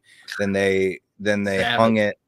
Yeah, then they hung it on a stick at the mouth of Hampton Harbor, down the river a bit, to, you know, and then once it, you know, the skin and everything fell off of it, somebody grabbed it, brought it back to the Raleigh Tavern, had it built into the base of it was either built into the base of a punch bowl, or it was built into some sort of chalice, and it was held at the Raleigh Tavern. Thomas Jefferson claims to have seen it. There've been several decent accounts of people having seen it.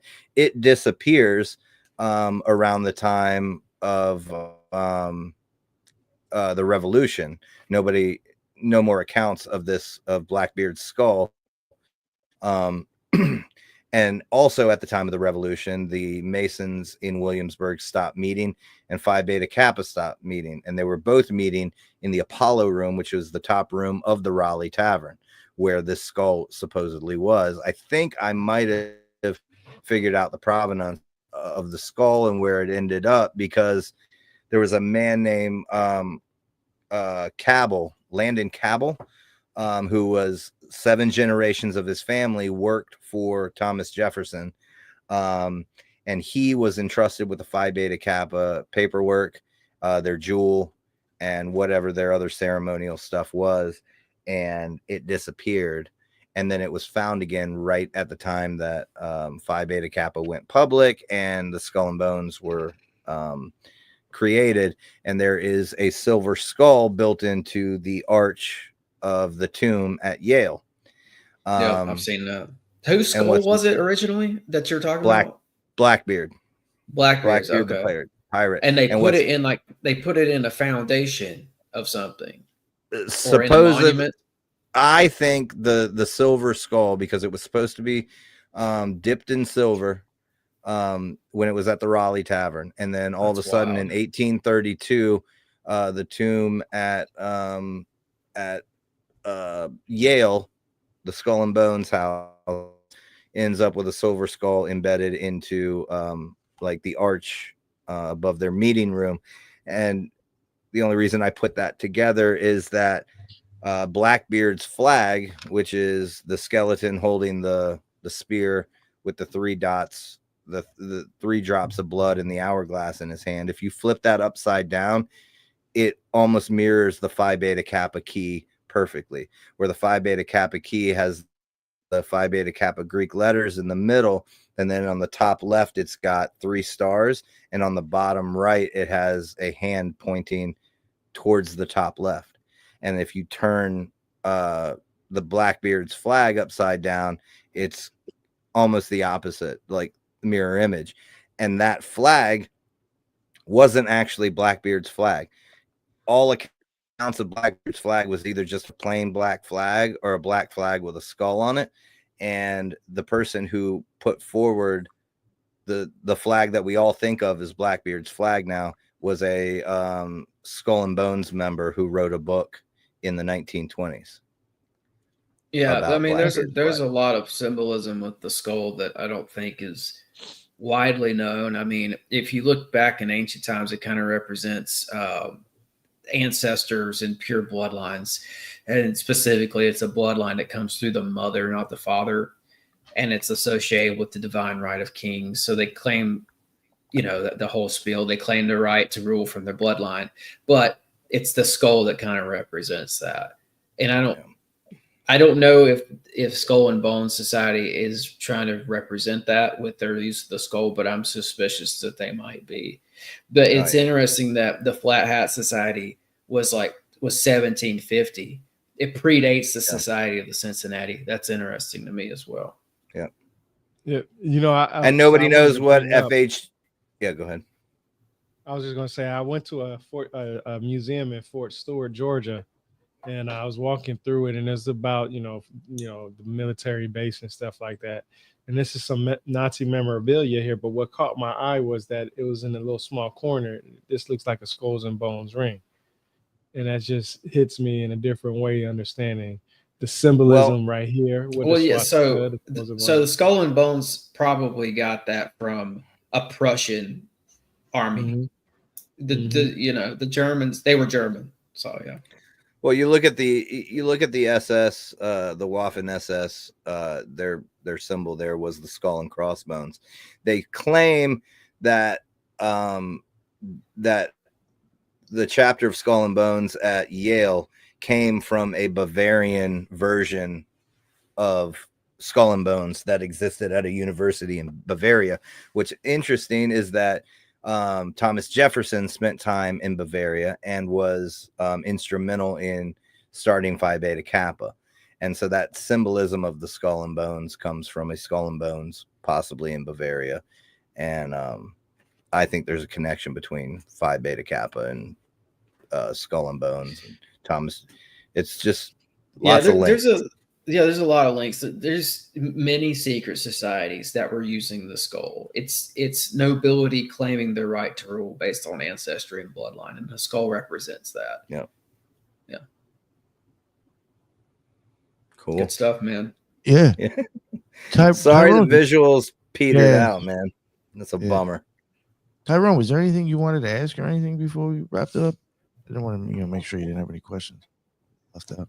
Well, bring up this real quick. Yeah, I did one on this one because we was talking a lot about symbolism. You look at this table right here with this mural that's in the background. You see the papers are all bunched up, right?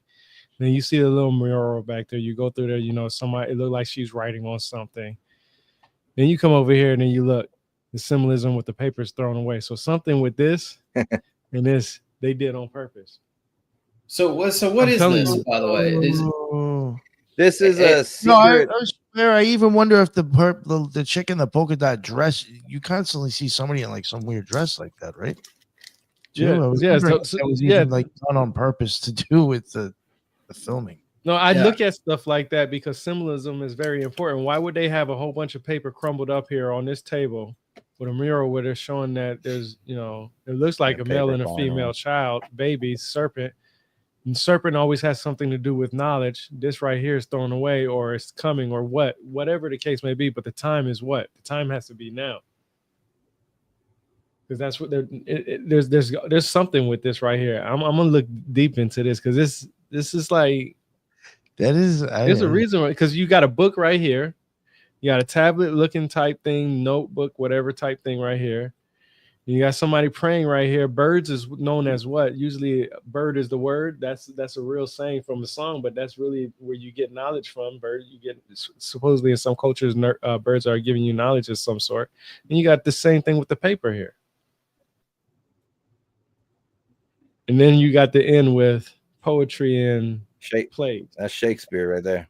That's Hamlet. Yep. And I guess that's Moby So it's Dick. telling a story. It's telling. Yeah, this right here is Moby Dick. Yeah, definitely. I think this might be a bunch of old stories because you've got Moby Dick, you've got Hamlet. I'm sure that this has something to do. I think this old man here is what's that? I just looked this up. This is just for people listening, this is Tucker Hall. It's on the campus of William and Mary. It's one of the Sephiroth. Tucker Hall is one of the Sephiroth. Nice. They built Tucker Hall in 1908. So there you go. Don Quixote. That's Don Quixote. Yeah, I think that's Don Quixote. You got Moby Dick. You got Hamlet. Yeah, so it's literature of some sort. Tucker Hall might be the English department. I'm not sure. There's a story. There's a reason why they did it. Yeah. Well, check out Virginia's for conspiracy lovers, man. You can see all that imagery that I was trying to pull up for you guys. It's all on there. I'm kind of glad. No, dude, I don't know what it is. We've done 13, 14 podcasts out of here and haven't had an issue with, you guys have a much larger viewership than me though. So maybe the farm got a hold of me. So real quick, are there occult connections to that Don Quixote novel that you know of? I know it's it was written by it's filled with symbolism. I know that. What's interesting in that and not that it means anything, but in that movie, The Ninth Gate, when Johnny Depp is at the beginning of the movie, he does like mention that's the first book that he's. See, there might be something there. That's the first book he's trying to find. Miguel Cervantes is the author, and it was published in Habsburg. In Interesting. 1605. 1605. Yep, sure 1605. was first edition. So that's interesting, man. Somebody was telling me the other day about Don Juan being an alchemist. You know what I mean? So that got me thinking. I wonder if there's something to this again. Don Quixote. She everywhere, man. It's that's pretty possible. cool. Look at that. So, that's the look like a unicorn right here. Yeah, the Hanoverian coat of arms. So after the Blue Revolution, went from the Stewarts to the Hanoverians. So that would be their coat of arms. If you look, this is the Wren Chapel. Now, this is actually really interesting. Under this floor is the crypt that holds Lord Botetourt, the Randolphs, all kinds of people, right? If you look at this, this is supposed to be a Christian chapel, right? It's not set up like any chapel of its time. You've got the seating coming from the sides. I don't know if you've ever seen the inside of a lodge room, a Masonic lodge room. The seating comes in from the sides. This door is a Western door. You always enter a Masonic lodge from the west.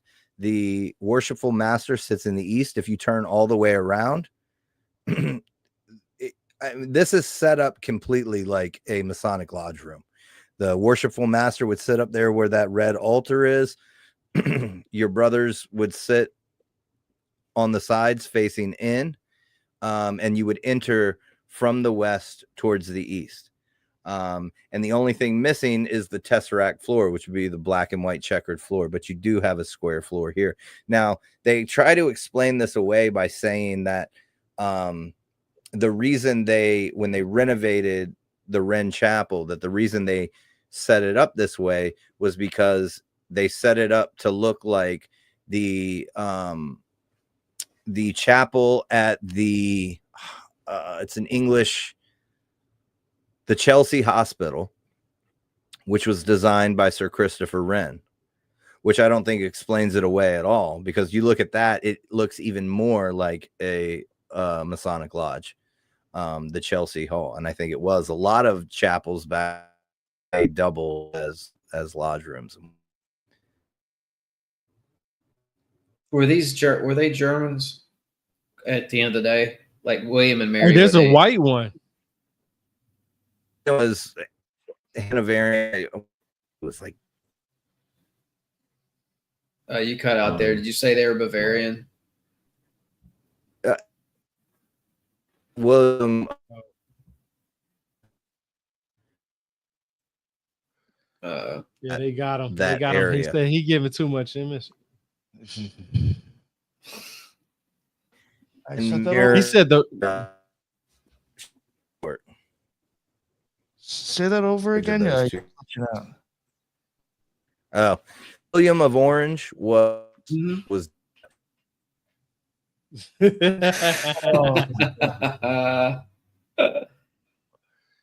comes back when we haven't finished that. Let's wrap it up. All right. My internet just kind of went out too. That's on my phone. That's crazy. I was looking something up with William and Mary, and they cut my connection too.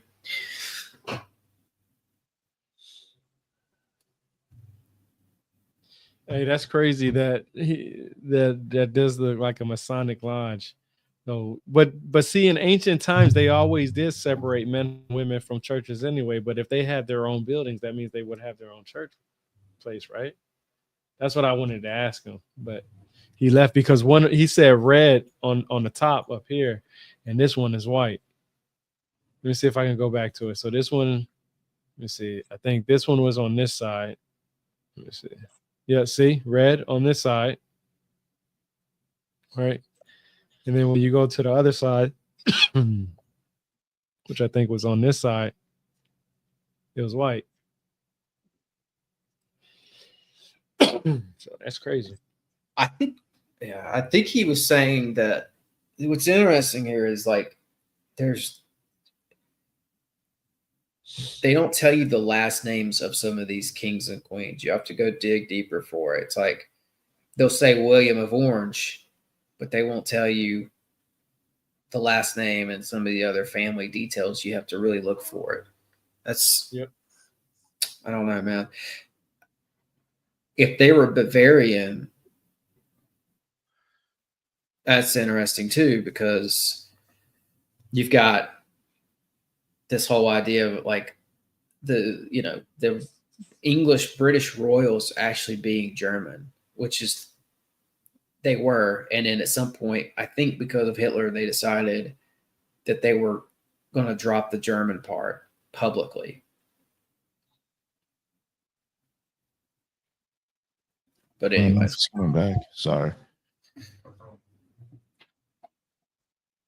Well, we just hit 3 hours too, so. Yeah, I think we'll. That was good. That's good. That was good. Here. Maybe he's like making it back on. Yeah, there was a lot. There was a lot of stuff in there between all of us. Even when Headless was here, there was a lot of stuff there. Sorry about the visuals. Unfortunately, since we got some good stuff though. Oh yeah. For the people who might be listening on audio once it redrops, there is definitely tons of stuff to see visually. Just some of the stuff he couldn't. But then Tyrone was killing it with some of the stuff on the Google Earth. I was like, oh, what the fuck? Just if you're into like people watching and looking at weird shit from Google Earth, I'd say check out the video. Well, that's the thing, man. That mural that you were showing may have been drawn by some of these kids in these secret orders that go back to the 1700s. So there might definitely be some nuggets in there. Yeah, it just looked weird to me that they had paper crumbled up on a desk, and then you go look at the mural, and it always has something to do with writing something down or taking notes of something. And it's just like, why? Why is that so important to them? Because somebody did that on purpose, bro. Nobody's gonna crumble up no paper, throw it on there, and then take a picture of the mural where you can see it completely like that. So, yeah, they had that. They either had students draw that, or they commissioned it to an artist. But either way, it's probably going to be ran through one of those secret societies that I was reading off. I'm telling you, man.